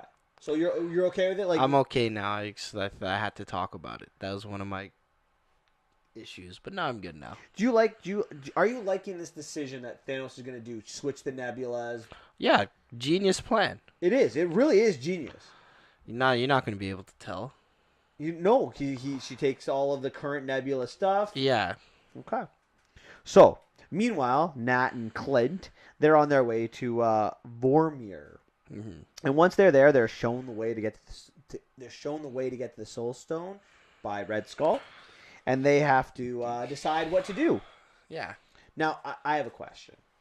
Did you know what was going to happen? Did you know who was going to sacrifice? That makes the most sense. I thought maybe not. Maybe Clint, because he can't, because of everything he's done. But he still has a family. Nat has nobody. So Nat's family is the Avengers. Yeah. And she would do anything. Whatever it takes. It makes right? the most sense since he has the less people tied to her, right? She has no one else really tied to her. No family at home, no father, no mother. So each one of them, they look at each other and they're like, we know what has to happen. They both agree. They shake each other's hand, and then Hawkeye's like, I think we're mean other people. Yeah. And they fight, and Nat uses her shocker thing to shock Hawkeye. Hawkeye shoots to the ground. And then he's going to run, and he jumps, but Nat at the last second grabs his arm, uses her rope thing. Oh, his rope thing. Yeah. And falls to her death. It was an emotional scene. I think this might be I was surprised by this. If you had asked me going in, I didn't think Black Widow was going to die. I didn't think so. I didn't think so. As soon as I saw this was gonna happen, I'm like, yeah, she's dead. I didn't think Hawkeye was going to die because it's all about redemption, right? He thinks he's not good enough, but this is what this movie's about. It's about redemption. We're seeing it from Stark. We're seeing it from Thor. We're going to see it from Hawkeye too. That's what it's about. He needs to see his family again. Whereas, like you said, she doesn't have any. Yeah. So. And this is what she's doing. She's making a sacrifice for her family. No, it's funny. Black Widow's my least favorite Avenger, so I didn't feel anything. I was just kind of, I'm not going to lie, I felt relief, if anything, because I'm like, oh, it's the one I care the least about. So you're okay with Black Widow's demise? Yeah, 100%. Out of all of them, like, You okay. didn't feel bad at all, though? No. Like, I feel bad. We're going to get some hate mail from that. That's just Xavier. Michael is definitely sad by Black Widow's death. Not out of all the female. I'd rather Hawkeye die. I'm not a big of the two of them. I like Black Widow more. No. I think she brings more to the table. More to the table. No, Hawkeye is better. He can fly the ships. She can't. Oh boy. All right. So they all go back and they mourn Natasha. They think that Thor's like, we can bring her back, and like Hawkeye's no. The redheaded guy said no. The red guy. It's funny that I was looking at Cap to see maybe put two and two together, but he doesn't. No, he doesn't. So they stick. Stark decides they're gonna stick with the plan, and they put the stones on the Iron Man glove. Now I've had people criticize this, saying, "Does that make sense? Thanos needed a gauntlet that be made by the dwarves. Did that make sense for you?" So, I mean, technically they had all these other things hold it anyways, so it would make sense that the Iron Man glove can hold it. And the Iron Man glove is now nanotech, so it can actually move. He can move the suit any way he wants it. If you remember the nanotech took a full blast from the Power Stone, so I'm pretty sure it can handle it. That's my thought process exactly. Yeah. Which is why he can't hold it himself, but the suit can. The nanotech can. Okay, so you're in agreement. No issue with it, and he can move the nanotech, so he can like literally put it on his elbow and move it to his hand because that's how nanotech works. Yeah, it gets bigger. We all know how. No, not it gets bigger. Like remember? No, it can get big because for the Hulk it grew for the Hulk. That's not what I mean. I mean he can move it like we saw in that fight with Thanos. Where he can move it from his arm to his foot. Yeah, but that's when he has less power. Yeah. When it's like there's. But that's what I'm saying. But like later on, when remember he puts it like all on, like they all kind of like merge to his hand to where they're supposed to be. Yeah. So like I'm saying, like he can make the suit move around. Yeah, I know that. Okay. All right. Just so we're clear. So do you know that? Who is going to use this? Who's going to make this snap? Who's going to bring everyone back? That's the question. Thor wants to do it to ease his guilt. Honestly, only two people that can do it is, well, three. One of them's not there, Captain Marvel. But Thor or Hulk is the only one that can do it. Hulk says it's because of the gamma rays he was made to do it. Do you agree with Thor? What, that he should do it? Yeah, were you okay with this choice? Thor could probably do it, but Hulk's the better bet. So I think it had to be Thor. It had to be Hulk. It couldn't have been anyone else. Why? Because if you realize with the battle sequence that's to come, Hulk doesn't fight. Yeah. His arm, I'm sure even if Thor did it, it would be damaging to him at least temporarily. Oh yeah, Thor wouldn't be able to fight. And this battle sequence was needed to be those three. Thor, Cap, and Iron Man needed to be in the battle sequence. So it had to be Hulk. Mm-hmm. We're done with Hulk. I'm done with Hulk. I thought Hulk was gonna die in this movie. I really did. I had predicted it on our episode last week. Yeah, he's not dying, baby. And he didn't. Okay. So while this is going on, as Hulk does his snap, and they're trying to figure out, did it work? We see Clint's phone going off. Scott sees the birds back. But as this is all going on, Nebula uses the time machine to allow Thanos' ship to come through. To fly through the roof. And as they realized the snap had actually worked and everyone was back, Thanos' ship destroys the Avengers compound. Honestly, I thought Scott Lang died. No, if you actually, when I watched on the rewatch, you can see him shrinking as everything's going. It's such a well done scene. Yeah, but you might miss it. You might miss it. Because it was happening so fast. I'm like, oh, Scott's dead. Like, as soon as you see the missile and that fire explosion, I'm like, he's dead. So Hulk, Rocket, Rhodes, and I guess kind of Ant-Man, they get stuck underground. Yeah. Deep underground, and they're out of it for a while. Hulk's lifting the thing up with his busted arm. Hawkeye he finds the gauntlet and he runs to try to protect it, and he meets Gamora and Nebula, who have now teamed together. Mm-hmm. And Gamora's trying to deal with new Nebula, and try to calm her down and get her back to our side. But Nebula's like, nah. And Nebula's like, no, I don't like you, and goes to shoot Gamora, but before... Old Nebula saves the day. And this is, again, in this scene for one specific and important reason. To show that the past doesn't affect the future. Because if it did, Nebula would have come out been of disappeared. Exactly. Yeah. Perfect. So That reality's messed up, by the way. oh my god, that one. Gamora's never gonna meet the Guardians. Yeah, and Thanos is Thanos dead. He's not there. Thanos just disappears. Roland's So probably Iron like, Man will survive that one then for sure. Roland's probably like, yo, where's my orders from Thanos? What am I supposed to do here? Like Thanos just disappeared.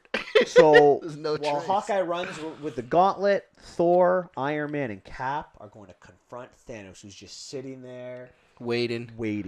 Which I love so much about the character. He's like, I don't need to do anything. He's such a great character. Yeah. Thor will use he's like, this is a trap, right? And Iron Man's like, or Cap, I don't remember which one's like, yep, Yeah. well, let's do it anyway. Mhm. Thor grabs both of his hammer and his axe, gets his and he power gets up. lightning, he gets his suit. He gets his little like hair. It's all tied in the little. Mm-hmm. Looks And like we a true get- Viking warrior. We get the walk. Yeah. And the epic walk, the 3 feet walking towards Thanos. Is it not fitting that these are the 3 people that are going to start this battle sequence? Yeah, obviously it's These the are homage these are the 3 characters, and we're going to talk about the importance of them in the aftermath. in the aftermath. So in the early battle, it's the 3 of them, and they struggle, Yeah. and it makes sense. Iron Man actually gets knocked out by Mjolnir. Because Thor uses Stormbreaker and he hits Mjolnir at Thanos, and it ends up hitting Iron Man, knocking him out. Yeah. And Cap gets punched out by Thanos. And so Thor and Thanos have their one-on-one sequence. And for a while, it's kind of close, but Thor's fat and not in shape. And Thanos is as he calls over Stormbreaker, Thanos grabs Stormbreaker. Now, I have a question. Does Stormbreaker work like Mjolnir? No. So it doesn't. No. So he won't be able to grab Mjolnir, Thanos. Yeah, he can't pick up Mjolnir. But he can pick up Stormbreaker because it's not about being worthy. Sorry, my. Okay, perfect. Man, I'm drunk today. So then it makes sense that He Thanos can grab it. So he grabs it and he's going to stab. We'll try to cut. Yeah, it's going right through his armor. Yeah. But as it's getting pushed through his armor, Mjolnir starts moving. And it hits Thanos, knocking him out. And Mjolnir comes right back to Captain America. Well, I knew you were going to be excited about this. The movie theater, that was the loudest pop in our theater. Both times I saw it. In our time, really? it was there a louder pop than that? Yeah, no, I don't think so. Spider-Man got a big pop too, but that was the again in your one. No, there was only one in mine. It was only Cap. That was the only pop in this. The Cap scene, and I don't know why Spider-Man got a huge pop. I'm like, what? I thought Spider-Man was popular, but I didn't think he was that popular. Oh, come on, we know you're a Spider-Man guy. You know he's popular. Okay, I just didn't want. I just like to be, Now, did you see this coming, or was this the worst kept secret in the MCU? What? That Cap was going to wield Mjolnir. I didn't see it coming in this movie. I didn't think he'd wield it. I thought it was just a little Easter egg in Age of Ultron that he could barely move it, but it makes sense because this is the final battle, and I saw it coming. I knew it. I knew it was going to happen. I had a feeling. The only reason to bring back Mjolnir was for that to happen. I thought, at least that was my thought process. But I'm not going to lie, I geeked out. Like, that was my moment that I'm like... That's because you're a Cap fan, so you looked more into it. I did. I did. But for me, I was like, oh, yeah, if he wields it. I didn't look in, but I knew he'd be able to wield it. But Cap goes on the warpath at this point. He takes Mjolnir. He gets some really good punches in. He uses Mjolnir to hit his shield at Thanos.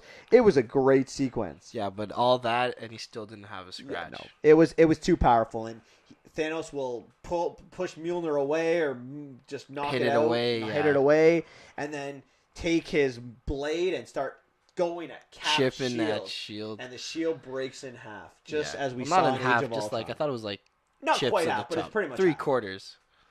I think not 3/4. I think closer to half.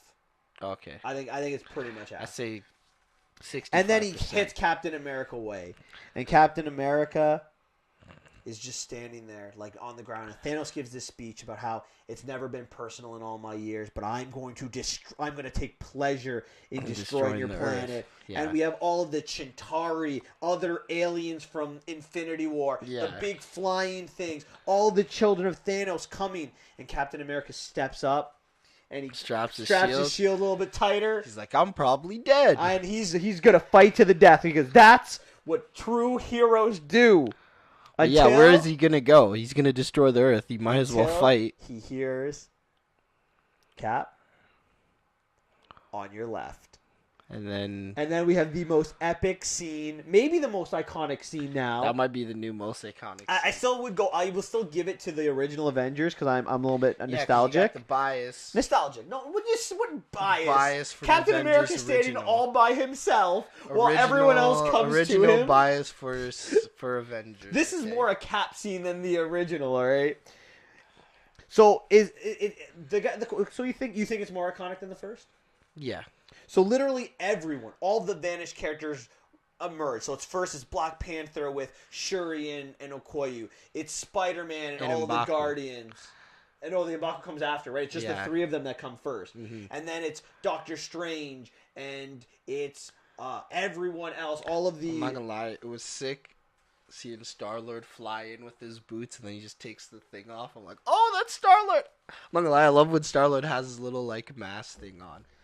And then Doctor Strange said, "Is that everyone?" And he's like, "Would you?" Wong's like, "You want more?" And then Ant-Man just grows big and comes up with Rocket and Hawkeye and Hulk and War Machine. Left? War Machine. Yeah. Is War Machine in a suit, or is he done now? No, he's in the suit. He was in a suit. Okay. Yeah, he wore the suit even in the time travel. He had the suit on. All the Asgardians come, led by Valkyrie. Pepper shows up. Scarlet Witch is back. Everyone's back. Yeah, it's great. And then I'm gonna ask you this question before we get into this epic final battle sequence. What was your most memorable scene? What was the most memorable thing that jumped out at you? Seeing Spider-Man swinging, like when you see the Guardians walk as the Guardians are of the fight. Of the fight. The Thanos fight. Yeah, the Thanos fight. Yeah, probably. Obviously, it's the Cap wielding Mjolnir. Like, what else is there? No. After they all when they all came in, like so they've all entered. Yeah. They're about to they literally run at each other in like a Civil War kind of epic moment. Oh, the fight in the battle. Yeah. Oh, that battle. What's your favorite scene in that battle? Like. My favorite scene. I'm not gonna lie. I really liked. I don't know why, but I thought it was really cool seeing like it was super dark, and this is gonna be weird, but I really liked watching Valkyrie on the Pegasus just take. Oh, and okay, I take that back. Giant Man punching that little thing. Oh, that was the best part. He's like, oh, boom. That was the best part. That was the most iconic scene. Everyone gets their moment. Everyone has their scene. I think my favorite is. Okay, I'm biased, so I'm going to say two. I'm going to say my favorite and then, like, probably the best. Mm-hmm. My favorite is Cap and Thor when they're pulling their and he's like, I want that back. And Thor gets Mjolnir and Cap gets Stormbreaker, and Thor's like, here, you take the small one. Yeah, you take this one. Yeah, that one was good. Yeah. So, like, that's good. I like the Stark and Spidey hug. I like that. Of course you'd like that part. But my favorite, I guess, would be Scarlet Witch. Getting her little vengeance. She's like, I'm going to make you suffer. And Thanos like, I don't even know who you are. And she's like, you will. And she grabs him. She starts breaking his armor. Yeah. It's getting Thanos to say, just fire the guns. Destroy. Yeah, fire everybody. I'm not going to lie. Out of all the people that could probably 1v1 Thanos in real life, it's probably Scarlet Witch. Because of her power set. Mm-hmm. Because you can't attack someone that you can't touch, right? Yeah. We see a Gamora and Star-Lord scene where, like, Star-Lord's like, oh my god, Gamora, and she, like, kicks him in the nuts twice. Yeah, and, like don't the first touch time, me. like, the first time you miss, but the second time you hit them both. Yeah. But she doesn't know, right? She doesn't know who met he him is. yet. Yeah. You know, Captain, as the ship is destroying everyone, the ship guns start pointing to the space. Yeah. And Captain Marvel makes her appearance, and she just blows right through the ship. I'm not gonna lie, that was pretty. Captain Marvel, she's good for those type of scenes, like where it looks all lost, like, oh my god, they're going crazy. And then she's like, okay. That's what she's good for. That's what I really like the use of her. They used her really well. We'll talk about. I think that's a question we have to really kind of focus on after we're done our deep dive. But we get this chase for the gauntlet. right? So it Yeah. starts with Hawkeye. He gives it to Black Panther. Black Panther. Black Panther gives it to Spidey. Spider-Man. Spider-Man gives it to Captain Marvel. And like, hello, Peter Parker, because that's what he always does, right? Spider-Man always like, hi, I'm Peter. Hello, Peter. Yeah. Actually, one thing we have to talk about, even though we probably should have talked about it an hour ago, what were your thoughts on Captain Marvel's hair? Oh, that's her hair. I didn't like. So she has that haircut in the comics right now. It needs to go. But this one, it's a wig. It's not. It's quite like the comics. It looks better. This one, it's a terrible It wig. needs and to go. looks bad. I like the Obviously, you like the long hair because you. Do you like what do you like better? No, I don't. Okay, the short hair is cool on her. She looks sick with the short hair. But that's because I like her outfit. I like her outfit, but the hair is better when it matches with the hair. It matches more. I don't know. She looks more badass with the shorter hair. Not this one because this wig is terrible. But like in the comics, it looks better. Now I'm gonna ask you about one scene, and maybe I'm gonna take some flack for it, but I don't care. When Captain Marvel gets the gauntlet with all the Infinity Stones on it, she is basically tasked with who's gonna help her, and it's every female in the MCU that gets behind her. People and listen, if this was, I will tell you this: if they gave it to Pepper, or they gave it to Scarlet Witch, or they gave it to someone else, I'd be like, yeah. And they have to make a run through everyone. Yes, help her out. Have a nice little, make the scene make sense. But Captain Marvel she literally just flew through a ship. Yeah, but she needs help guiding, you know? Really? Thanos is there. Is that your honest opinion of this scene? Thanos is there. Well, honestly, okay, for yours, it makes sense. Thanos wasn't there. Thanos ends up destroying the van, which is what brings them into. So that would have happened anyways. So. Were you okay? Did you like the scene though? That's my question. Honestly, or did you find it unnecessary? I'm indifferent to it. I'm like, it's supposed to reach out for everyone, right? There's little girls watching this as well, and they want to see, like, you want to see the females. It's not, it's geared towards kids too, right? It's not just an adult movie. But Xavier, I'm with you, but why give it to Marvel to do it? Give it to someone give it to, like, Gamora. Give it to Nebula. They gave it to Marvel because it's the next big superhero, right? And plus she can't be, and we'll talk about that. I don't think she can be.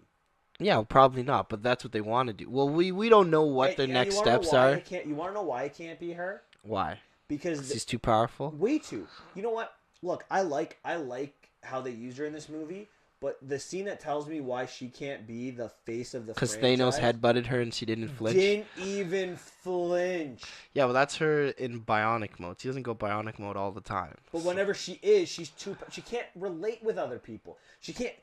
Thor. Now, granted, maybe Thor in shape would have been better, but like literally, it took him to use the Power Stone to beat her, knock her out.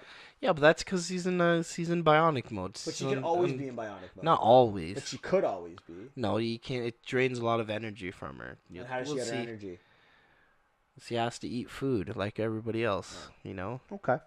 So it can go. After Mr. Ignorant on Captain Marvel, but tells me her powers, eh? Okay. I didn't know. I'm joking. It's okay. But after Captain Marvel gets one punch with the Power Stone, Thanos is about to put on all of the Infinity Stones and do his snap. But Stark comes and grabs the stone. Well, first you see Strange put his finger up. It's like in one. This is one shot. This is your one shot. So he goes to do something to Thanos, and he gets knocked away, and Thanos is like, I am inevitable. And he snaps. But nothing happens. Nothing happens, and he's like... Stark took all of the stones. And then he puts it on his arm, and he's like... And they all kind of, like, so I said, they all kind of flow up to their spots. Yeah. And Stark says... I am Iron Man. Snap. And everyone vanishes. As Stark dies. Now, are you surprised it was Stark? No. Really? You it starts with I called this. For the record, anyone who was listening last week knows I called this. Well, you called that Stark would do the finishing blow. And he did. But I did call to Iron Man dying. So yeah. I was right. Should it have been Stark? Yeah. It starts with him and it ends with him. Okay. Fair enough. So that takes us to the aftermath.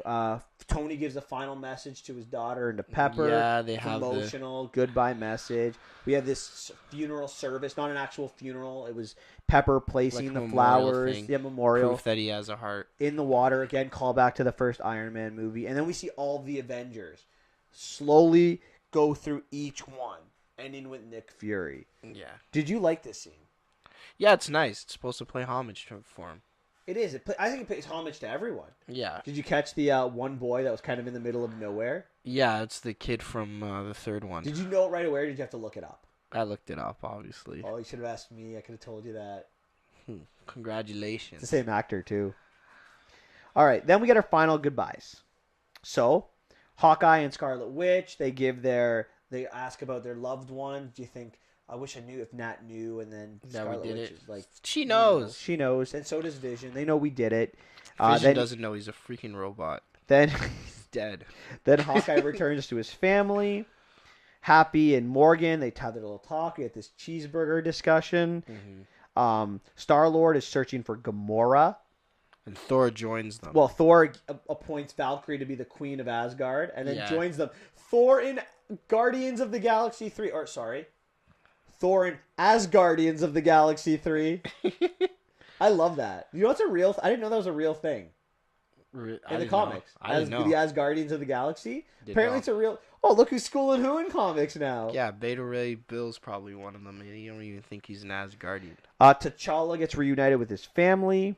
Hope and Scott are together with now an adult Grace adult Cassie, or maybe at least a teenage Cassie. And now it's up to Cap to return the stones and Mjolnir. He does it by himself. And he doesn't come back right away. He doesn't come back at all. Bucky ends up seeing him sitting on the stair or on a chair, and now he's old man Cap. He's in his probably 80s or 90s, and he's lived a life. He's married, and he gives his shield and the Captain America title to Falcon.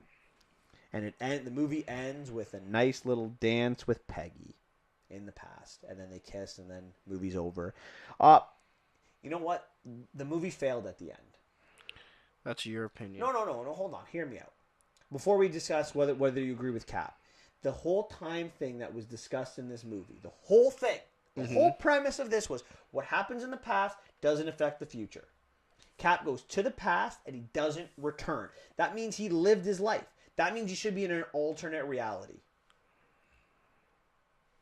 Yeah, who's to say we don't know what happened in that reality?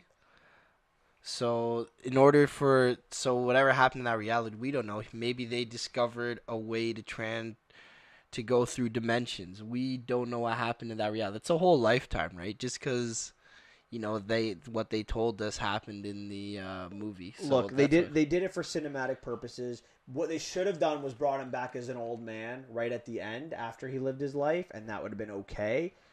But no, I'm sorry. Who did he marry? Peggy. But Peggy in this reality was married to someone else. Well, technically, and Captain America would have been around the entire time. There wouldn't have been a Battle of New York because the timeline would be messed up. It had to be in an alternate time if he married Peggy, and that's the problem. No, the Cap is still there. He says he married someone that we don't know. It's some guy. You said it was Peggy. I asked you who it was. Yeah, no. I said Peggy. Apparently in Agent Carter, we don't know. The person that Peggy names is a nameless guy, so it could have been Cap the whole time. No, she says in Winter Soldier that the person that she married, who became her husband, was someone Cap saved. Yeah, that's what he said. Maybe he said himself? That to protect. Oh, but then he kissed his freaking aunt. Well, and his daughter, his granddaughter. But he didn't know that, so I'm just saying. I mean, Jon Snow. Spoiler. I'm just saying that is the only thing in this movie that really it is the only thing they messed in the timeline, and it would have been an easy fix. I get why they did it. It's more cinematic if he walks over to him. Because he's on the bench. He's just sitting there. I get it. It's more cinematic, but it doesn't work. What were your thoughts on the ending, Xavier? Let's go over some questions with here. Yeah, it was good. I liked it. It's a nice pays homage. Everybody has their closure. I liked it. Wonderful. I didn't like this. And this is my next question. What are your thoughts on getting rid of Cap? Honestly, I'm I'm not the biggest Cap guy. Cap's good. He's good as a feature. He's still old, so they can still use him as like a sign of advice or anything like that. He's not totally getting rid of him. And if they really, really, really, really do need him, they can just do like an anti-aging serum or something like that and bring him back. Listen, I'm biased, so I gotta start this question by saying this, but You mean answer? or my answer by saying this, like I'm biased, but I think this is a mistake. I really do, and don't get me wrong, that I trust that the MCU will survive without Captain America, but Captain America is one of the characters. You had 3 characters marching down at the end of this battle sequence. You had 3 characters leading your 3 different worlds in Infinity War. And I get it, you need to move on from some of them. But you've pretty much retired most of the OG characters. The only one that really is still kind of in the universe is going to be Thor. Everyone else is either retired, old, or dead. And I'm just saying that Captain America is young, or Chris Evans is young still. You got 5 to 10 years. You don't. I would personally still make another Captain America movie, but I would have him go for another 5 or 6 years before I would get rid of him. Make it your next movie. I also think this is a selfish decision by Captain America to go into the past, and that to me is not his character. It's not. I don't think it's selfish. It is. He wants to live his own life instead of helping everyone else. He's done so much for the world. He saved the world many times. You can let him have just one. Let him have just one. You're just being selfish. You're the one that's selfish. I'm completely not admitting. Captain America. He's done so much for this world, and you're like, no, you got to do more. Is it ever enough? I think that's why he retired, because of people like you. Yeah. Always asking for more. I personally, I would, if you wanted, and he's a Cap If fan. you want him out of the limelight a little bit, Sharon Carter is the better option for him. Someone that I would have liked to see in this movie. I would have liked to see that. That's the better option for him. No, he loves Peggy. Peggy is the one for him. I just think that. I'm going to miss him. That's more what it is. That's what you're going to miss. I'm going to miss him. Honestly, if they really need him, they'll bring him back. We'll see how well the next one's couple of Avengers kind of flops, the new Avengers, then guess who's coming back? Cap. But that's the thing. You're wasting prime years of Chris Evans' life. That's why I don't love it. He's still prime. He'll still be prime. He's not even in his 40s yet. Yeah, he's like 38. Robert Downey Jr. was like, what? Yeah, but in an Iron Man suit. Didn't have to be a fighter and a puncher. The Iron Man suit could hide any flab. Yeah, you can do... He was in great shape, but that's... Honestly, you can do the same thing. He's in a full-bodied suit. I know. And then you can just put his head off, right? So you can do the same. Okay. So don't freak out. So it's going to be okay. Is Gamora alive? Which one? The new Gamora. The young Gamora? The young Gamora. Yeah, she's alive. How did she survive the snap?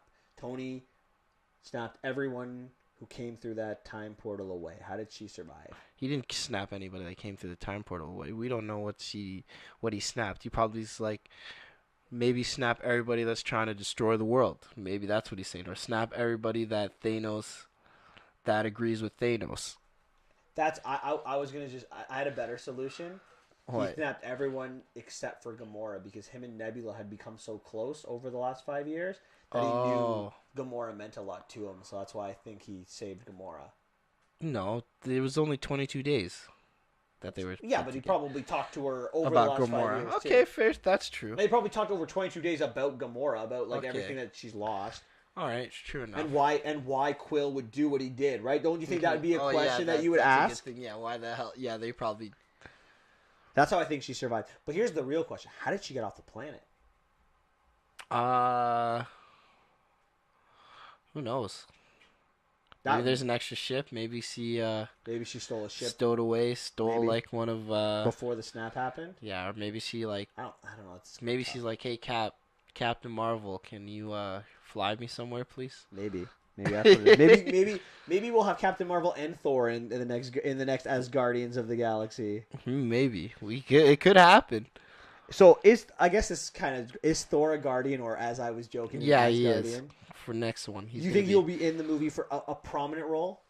100% he's gonna be in it. A prominent role, really. Yeah. Do you think that he will be thin again, or are we seeing fat Thor Well, still? we'll see. We'll see, but I don't know yet. It's time that, right? Depends on how much. I think he'll be back to skinny Thor. Yeah, I think it depends on the timeline. What happens? So this is the question I think we've been kind of going around. Do they use Captain Marvel right? We said yes. Yeah, but okay. But talk about it now. Honestly, she's for what she used. Everyone was always freaking out about her. Like, what's the point of her?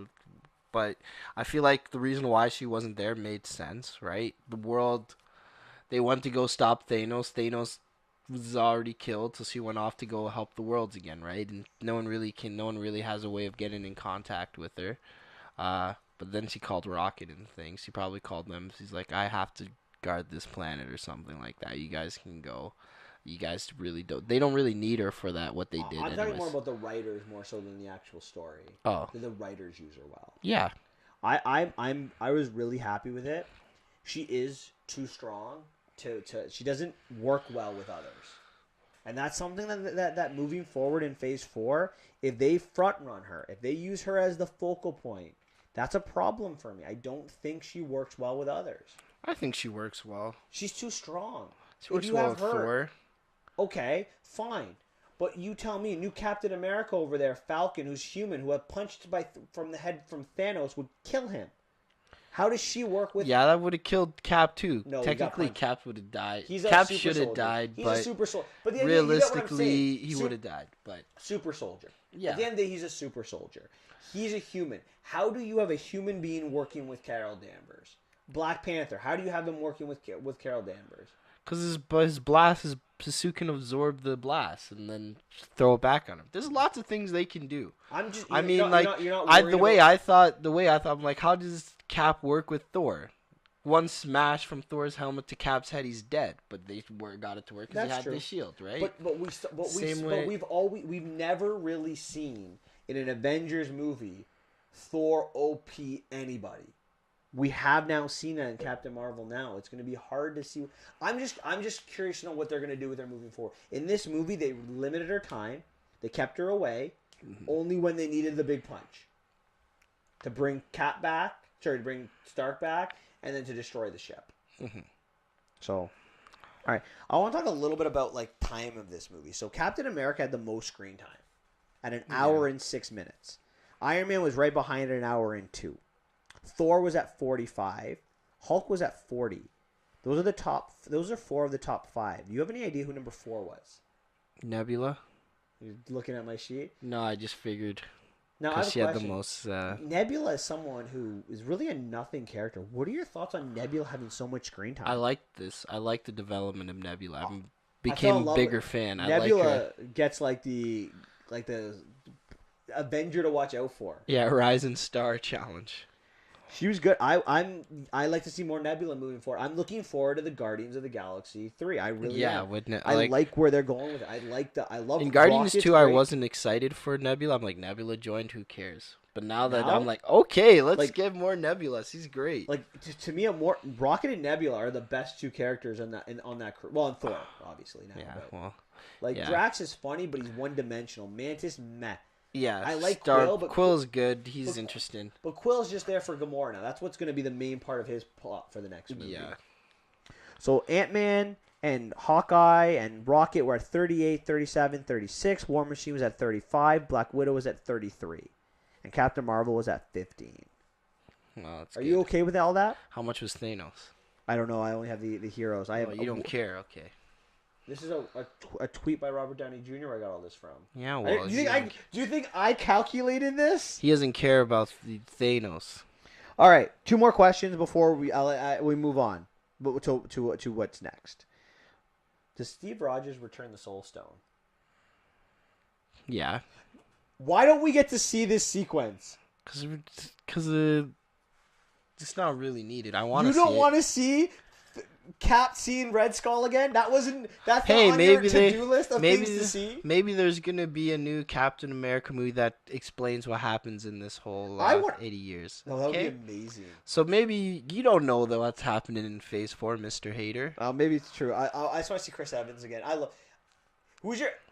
One more question, I lied. Who's your favorite casting in the MCU? Best casting? Best I'm casting. biased. You know my answer. Chris Evans. Yeah, I think Tony. Those are the Honestly, best. Robert Downey Jr., Tony Stark, Thor, Chris Hemsworth is Thor. Oh, and Peter Parker. Oh my! Do they have a? How about this? Do they have a bad cast? Aiden, decision of the major heroes. Of the major heroes, no. I didn't think so. All right, last question. I was gonna say maybe if you count the whitewashing in the Should this movie win Best Picture? Like a culmination of all 22. Should this be the Best Picture winner of 2020 of next year's Oscars? Infinity War should have been the Best Picture Oh winner my God, last year, 100% it should. And this year should be the But Best sometimes, Picture. like Lord of the Rings, the first and the second one didn't win. The third one was the one that won. Yeah, maybe. Who knows? We'll see. All right, so I want to talk about what's next. We know no official movies. Maybe we know Spider-Man is part of Phase 3 still. There's official movies. There's a bunch that They've announced them. When did they announce them? Not when, but we know which ones are gonna be coming out. We assume we have not had official announcements. So I'm gonna name you a character. They're in film. They're being filmed. Well, not filmed. They're casting them. Which ones?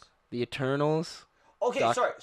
Fair enough. I meant I'm gonna name you a character. I want you to tell me if you think they're gonna be in Phase 4, and if so, what is their role gonna be? So I'm gonna start with Spider-Man. Yeah, he's in Phase 4. In what role? What do you think? Is he gonna be? What do you mean by role? Like is there gonna be a third Spider-Man movie? Yeah, is he gonna have a third Spider-Man Avengers? movie? He might be featured in a couple of stuff. Okay. I don't know where they're Black gonna go. Panther and Shuri? Yeah, there's gonna be a Black Panther too, and he's definitely gonna be featured in the Avengers. Baku, or M'Baku. Why do you always put M'Baku? He's not. Like, he's gonna be in Black Panther. But he's a villain, right? In Black Panther. Yeah, he's. Will they turn him? Sorry, what I mean is, will they turn him into a villain, or will they keep him? I have no idea. What do you think? This is what we're asking. I think they're gonna keep. Listen, I told you I don't speculate because it just ruins your opinion on things. This is your wheelhouse. Then I will ask you. I'll say the person you ask me. Okay, Mr. M'Baku. Doctor Strange. Doctor Strange. He's gonna be the Sorcerer Supreme. Yeah, I think he will. He's not gonna be featured as an Avenger. He can't. He's too strong. You don't think he'll be back in an Avenger movie? You're worried about Captain Marvel. Doctor Strange is the one you should probably really be worried about in terms of powerful. I know. And so is Scarlet Witch, right? Is she back or is she done? She's back. Okay. She got her own TV show. Yeah, but that's in an alternate universe. Well, we don't know if it's alternate. Vision's dead. It's called Scarlet Witch and Vision. Yeah, but Vision might be... They might bring him back in this one. He's a robot. He doesn't mean he's dead. I have Vision down on my list here. What do you think Vision's going to be in Phase 4? He could be in Phase 4. I mean, he's a robot. You can download his mind to something, man. It's Jarvis's. Ant-Man and Wasp? Yeah, they're going to be the next one. It's going to be Ant-Man and the Wasp and Goliath. Who's Goliath? Bill Foster. The black guy. Lawrence Fishburne's character. Oh, really? Is he bad? No, he's good. Okay. Goliath, he's dead, though. He's been dead in the comics for years. Died in Civil War. So the Guardians are going to be back in there, so we know that. Yeah. Is Loki coming back in Phase 4? No. What about Vision? I'm sorry, what about Heimdall? No. Valkyrie. Have we seen the last of Valkyrie? We might see her again. Cassie. Yes, he's going to be in Ant-Man and the Wasp and Goliath. But is she going to be... Because she's old She's going to be Straxer.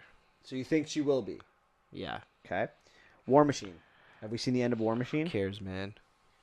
Is Falcon going to have a movie? Falcon's going to have he has a TV show. With Bucky, though? Yeah. But that's going to be an alternate universe. It could be. Why? Because that's the only one that doesn't have to Captain America and Bucky. Who knows? Maybe they might be called Captain America and Bucky, and they might have just saved it just for that, right? Okay. Have we seen the end of Captain America? No. Where are we going to see him? He's going to be in Phase 4. He's going to have, what's it called? The next Avengers movie is going to flop, and they're going to bring him back. You think so? Have you seen the end of Black Widow? Hope so. Hopefully. Well, she's making a movie in Phase 4, but it's a prequel. Yeah. Have we seen the end of of Black Widow in? Yeah, we have. What about Hawkeye? Yeah, he's done. Hulk. He's got his family. No, bring him more. I want more Professor. But do you think he will be back? Yeah, he'll be back. But not as a fighter, just as a. He could be back as a fighter. We know Thor is back. Reed Richards is gonna heal him. Is Iron Man gonna come back? He could.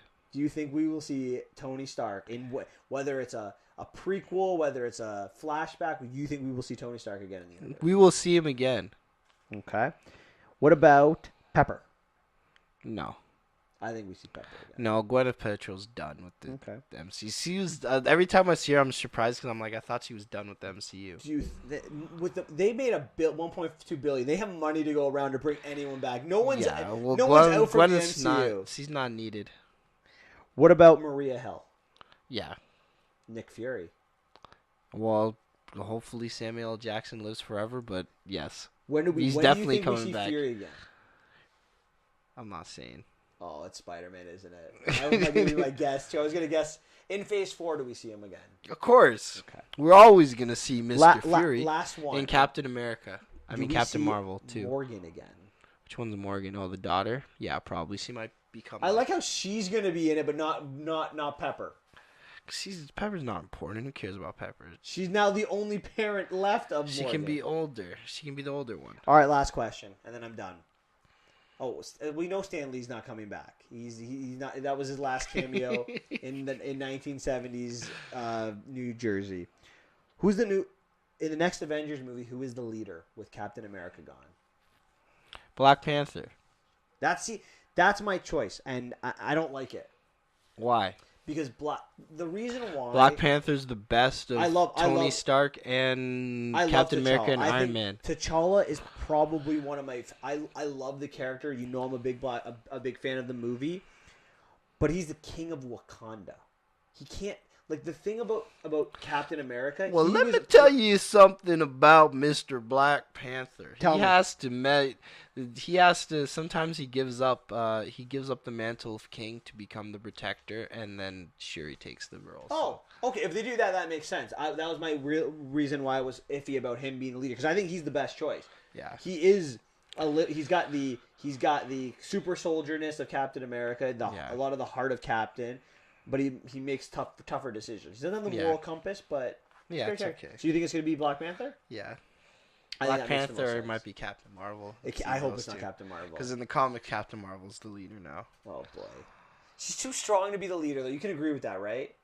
What? No, you don't have to be too strong. Sometimes the strongest is wins. All right. Okay. Tony Stark and Captain Marvel beat the crap out of each other. Oh, maybe they might do the storyline where Rogue, in the next one, X-Men steals Captain Marvel's powers and takes her out of commission, and Rogue has her dumbed down powers. Nice. I don't think that's gonna happen. You have to be introduced to the X-Men first. Yeah, well, they might do that in Phase 4. I feel like the X-Men come in after the Eternals. Yeah, after the Eternals, yeah, and they can do so much with it now because of the whole Ground Zero of the snap.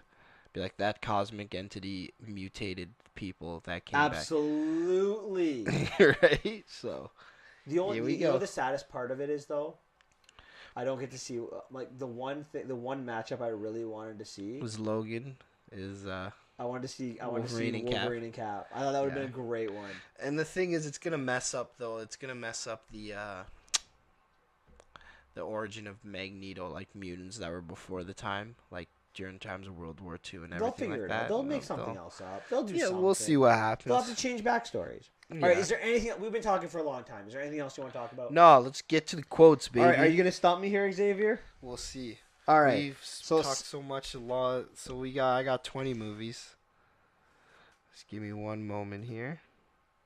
Let me load it up. Movies. Okay. Just 20. I was expecting 22. You thought 22? I was gonna add the thing, so we'll do this one. We'll do. All right. So tell the audience what we're doing here. Okay, so our quotes is all the 22 MCU movies. They're all quotes. You picked a quote from each movie. You're trying to stump me. I'm not trying to stump you. I'm just trying to see if you understand it. Okay. Yeah, sure. So we'll do the first one here. Go ahead. I hope you're not giving me an order. No. Subway is probably quickest. Me, in a metal tube, in the most aggressive city in the world. Yeah, I think we should, actually, let's cab instead. Oh, it's a tough one. So I think that it takes place in New York. I feel like that's a place where the movie takes place. And I feel like the last time this character was in New York, he broke Harlem. So I feel like there's some green that we're going to have to deal with. Mm-hmm. The Incredible Hulk with Edward Norton? Yep. Perfect. All right. Okay. This one is here. Oh, will you shut up about that? God, 20 years you've been throwing that in my face, not eating me. Normal people don't even think about eating someone else, much less that person having to be grateful for it. Oh, it's tough. I feel like that's a reference to a space one, like maybe like a Thor or like a Captain Marvel, maybe something with blue, like Kree, Yondu, maybe Yondu be eating people. Yondu didn't he want to eat someone? Yeah. Oh, is it Guardians of the Galaxy? Yeah, that's right. The first one. Hmm. That was a good one. It's a good quote from it. Okay, perfect. I got this one. I want you to understand. I'll do anything to protect my family. I know you know what I'm talking about, so don't mess with me, because I will kill you and everybody you love. Oh, this is the first real. This is a toughie. All right. Oh. Can you repeat it for me, please? Yeah, no problem. I want you to understand. I'll do anything to protect my family. I know you know what I'm talking about, so don't mess with me, because I will kill you and everybody you love. Okay, well, let's go through this. It's not. Once I remove a movie, if it is the movie, you can just stop me so we don't waste time. So if I say it's not Iron Man and it's Iron Man, just tell me. Yeah, no problem. So I don't think it's Iron Man. Yeah, you're. I don't think it's the second Iron Man movie. I don't think it's. I don't see it being Thor. Can you repeat it one more time? Yeah. I want you to understand. I'll do anything to protect my family. I know you know what I'm talking about, so don't mess with me, because I will kill you and everybody you love. I honestly have no idea. I don't think it's Thor. I don't think it's First Avenger. I don't think it's the Avenge. I definitely don't think it's the Avengers. Don't think it's Iron Man. Could be Iron Man 3. Protect my family, but there's no real family in Iron Man 3. Don't think it's Thor: The Dark World. Winter Soldier, is there a family? No, I don't think it's Winter Soldier. It's not Winter Soldier, is it? No. Okay. Already did Guardians 1. I don't. Age of Ultron, maybe? I'll protect my family? Maybe Age of Ultron? Oh, it's Ant-Man. No, you're wrong. What is it? It's Spider-Man Homecoming. Oh, can you give me the context of it? So this is when Peter gets caught in the car. This is and Vulture. Yes. Mm-hmm. Yep. Right? Vulture figures out everything. Michael Keaton's that's a great scene. That's a good quote from it. I should have gotten that. Yeah, that one was like, and it was in the trailer too. So. Oh, that's a good quote. Can't argue that one. It's a good one. Okay. This is my favorite quote from Infinity War. Oh, frick! Oh, damn it! I gotta use a different quote. Is it from? Can you just tell me what the quote was now? Because I'm just curious. Okay. God damn. I know what it feels. I know what it's like to lose. To feel so desperate that you're right, yet to fail nonetheless. As lightning turns legs to jelly. I ask you, to what end? Dread it? Run from it? Destiny arrives all the same. And now it's here. Or should I say, I am. It's Thanos from... Yeah, Thanos at the beginning. I love that. In the trailer, it sounds way better in the trailer. It's more hyped up, but... Okay. Alright, this one, it's very short. This was another one. I Am Groot? No. Showtime, a-holes! I can feel that being a lot of the movies. Showtime, a-holes. I mean, it's a very Rocket thing to say, so I can see that being the second Guardians movie. I don't see it being Black Panther. Yeah, that's one you can rule out. I could see it being both of the Ant-Man movies. I don't think it's Civil War. I don't think it's Doctor Strange. It could maybe Age of Ultron, but I don't think so because there was a joke about language in that one. Mm-hmm. I'm gonna say Guardians 2. Nice. That was tough. That was a good. That was a tough one though. Yeah, it's Star Lord. I mean, it makes sense, right? Because like that's I think it's the beginning of the movie where they get it's when like they go Showtime. for Yeah, protecting go fight batteries. that one thing. Yeah. Yeah. All right. Let's define. Okay. Apparently, I'm volatile, self-obsessed, and don't play well with others. Wow. Feel like a report from a movie. Yeah, well, movie. Feel Sounds like a it's the first movie that we see a character that did not make it through Endgame. Feel like it's Natasha Romanoff's report. Is it Iron Man 2? Is that your guess? That's my guess. Oh no, it's not. This is the first Avengers. Tony Stark says that when he talks about himself. I gotta be honest with you though.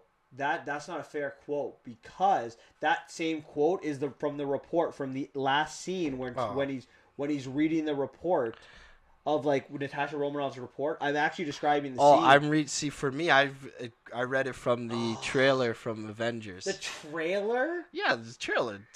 My quotes from the. How could you a trailer? Trailer's the most. I don't watch the trailers. Yeah, but the audience does. That's and not they cool would from know. The movie. That is a quote from the movie too, and the trailer. Fine. It's even in the. That one's it's under in the protest because movie. I am right on that though. That is from Iron Man 2. Okay, I It's have to been rewatch redone. Iron Man. I have to rewatch Iron Man. Don't you 2. remember its report where he's sitting down at the end and he's Honestly, like, I saw it once and I never saw it again. Because I don't like Iron Man. Okay. I'll get it. I thought you'd get that one too. well, I did get it. When you technically. rewatch Iron Man and you see that it was in Iron Man, you'd be surprised. Okay. Or at least the concepts in Iron Man. Like Yeah. that thing. All right. Let's face it.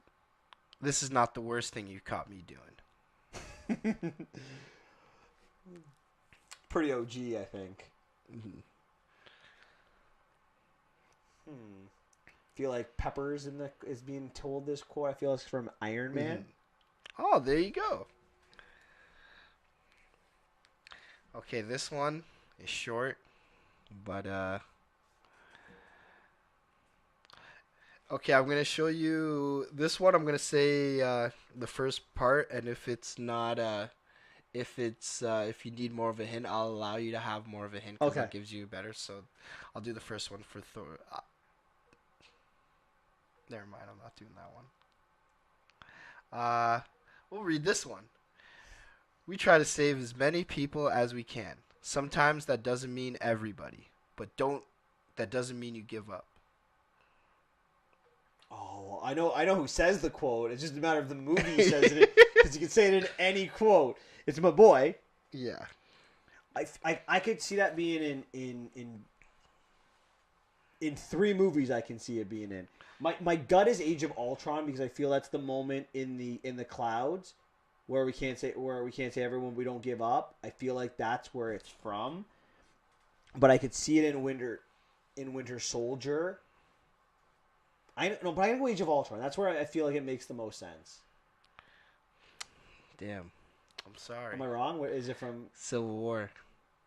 Discussing the Accords, and Oh, Tony right. wants to go through with it. This is Again, from the right idea though, right? yeah, From right Sokovia. idea. That one's Yeah. okay. I have this one. The city is flying. We're fighting an army of robots. None of this makes sense. And I have a bow and arrow. None of this makes sense. Wow. If you said that one first, that would have been perfectly fine. It's a shame. It's a shame. That would be Mr. Hawkeye saying it from Age of Ultron. There you go. Yeah. Saying it's a Scarlet Witch. Mm-hmm. Oy. All right. I think you should call the Avengers.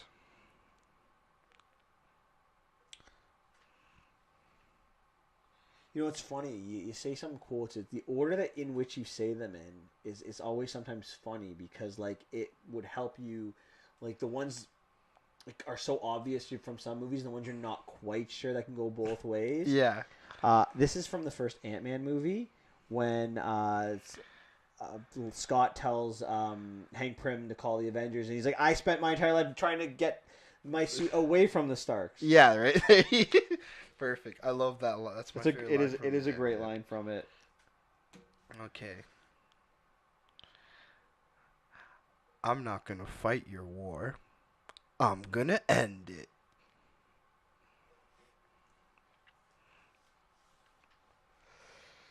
You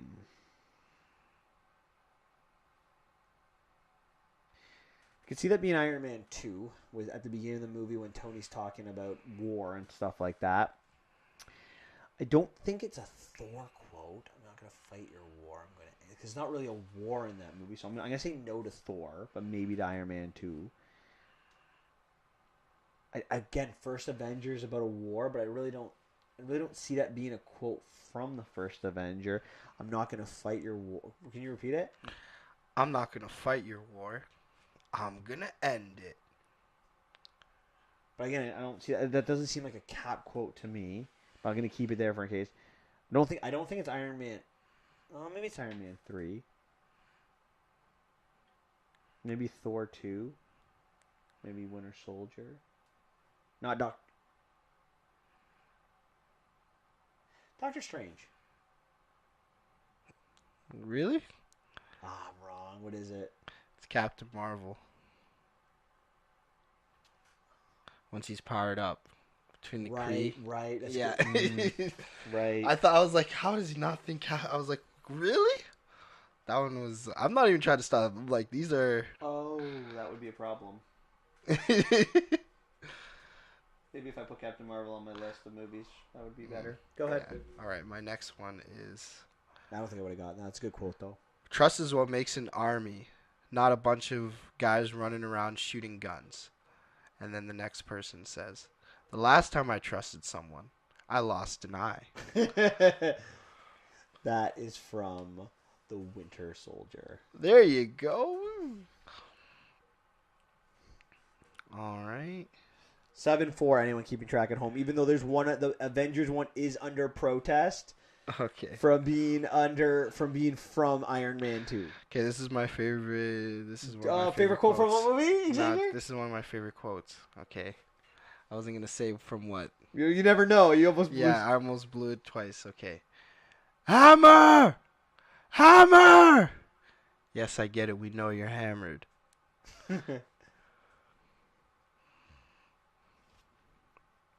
Okay, well, it's definitely Thor calling for a hammer.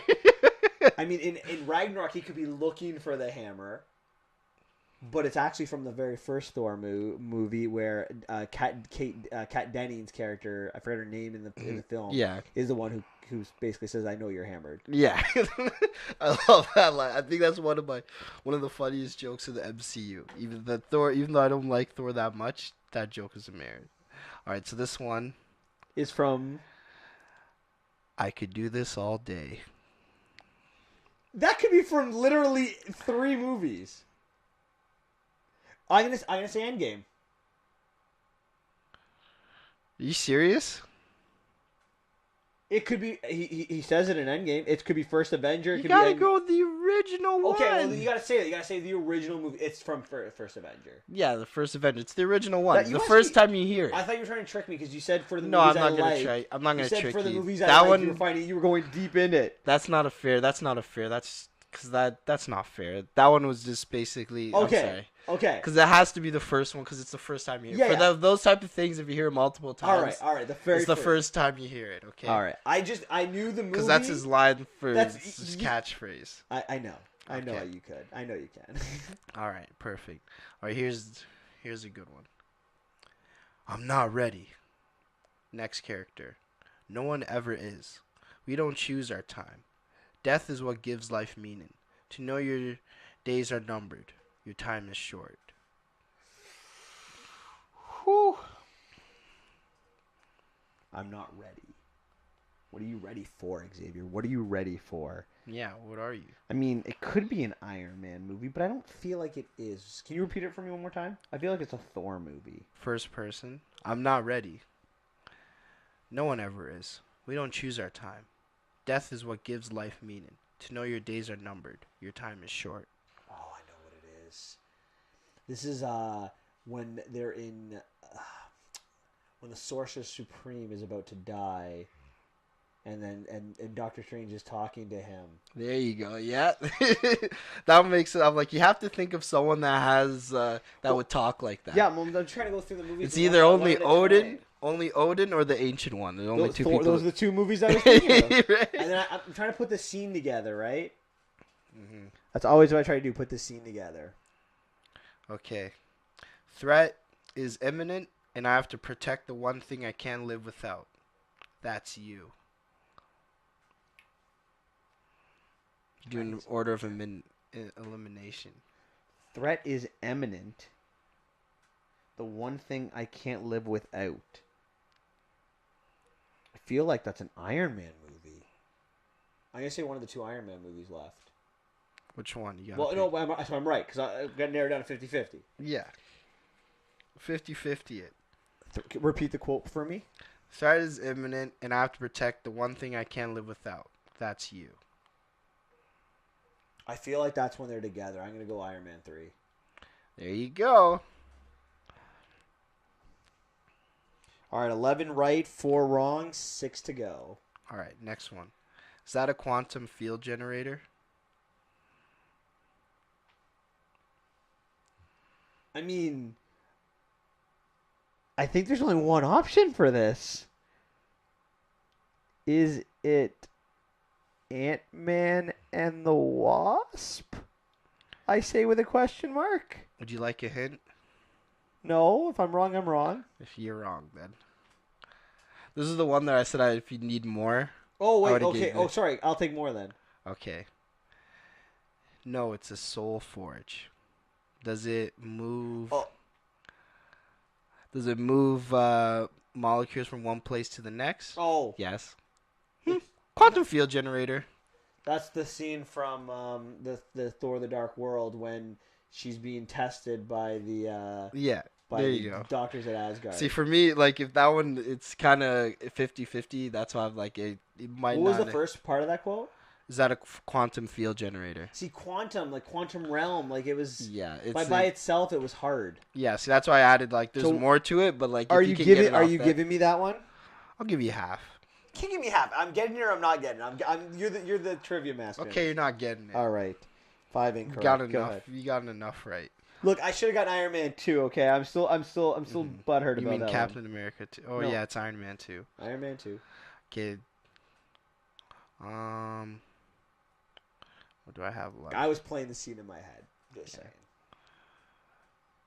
Sir, I'm gonna have to ask you to exit the donut.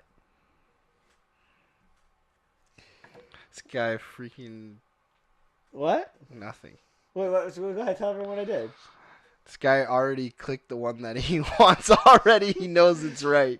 All I needed was, I'm going to need you to exit. I don't even need donut. Really?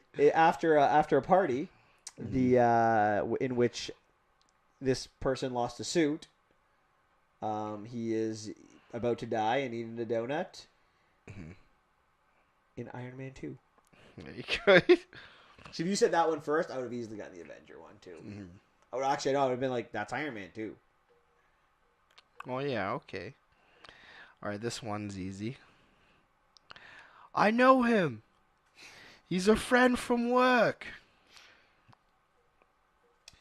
The friend is the Hulk, and he gets pretty beat up in this battle, and Loki's very happy with one of the sequences in Thor Ragnarok. Perfect. There you go. Next one. Hold on. You gave her wings?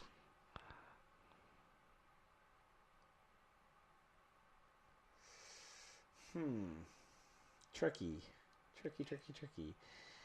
I'm going to say the Ant-Man and Wasp. Yeah, you didn't think that was tricky. No, I didn't. Not even a little bit. All right. 14 right, 5 wrong, 3 to go. I never freeze. Really? Yeah, I got that one. Let's see here. Is it T'Challa in Black Panther? Mm-hmm. All right, I said I wanted to get 15. I'm at 15 with 2 to go. Yeah. Just trying to figure out which ones I have left. Infinity War and an Endgame. I already did. Oh, yeah, I have to think of one for Infinity Yeah, War. you blew it. You said it's your favorite quote from Infinity War. All right. Well, I mean, just pick one of the two and just give me a quote, and then we'll just end it at that. Yeah, okay. We'll do. Hey, Miss. Oh, I'm sorry. Earth is closed for today. Stonekeeper. Does this animal speak for you? Nobody speaks for me. As they do this to get their powers going. Yeah, It is from Infinity War. there you go. All right. I want you to rewatch Iron Man 2. That's your homework. And I don't got any you don't have to even homework. rewatch. Just watch the last 10 minutes of the movie, okay? Okay. And you will see that all of those traits that you talked about were in it. Okay.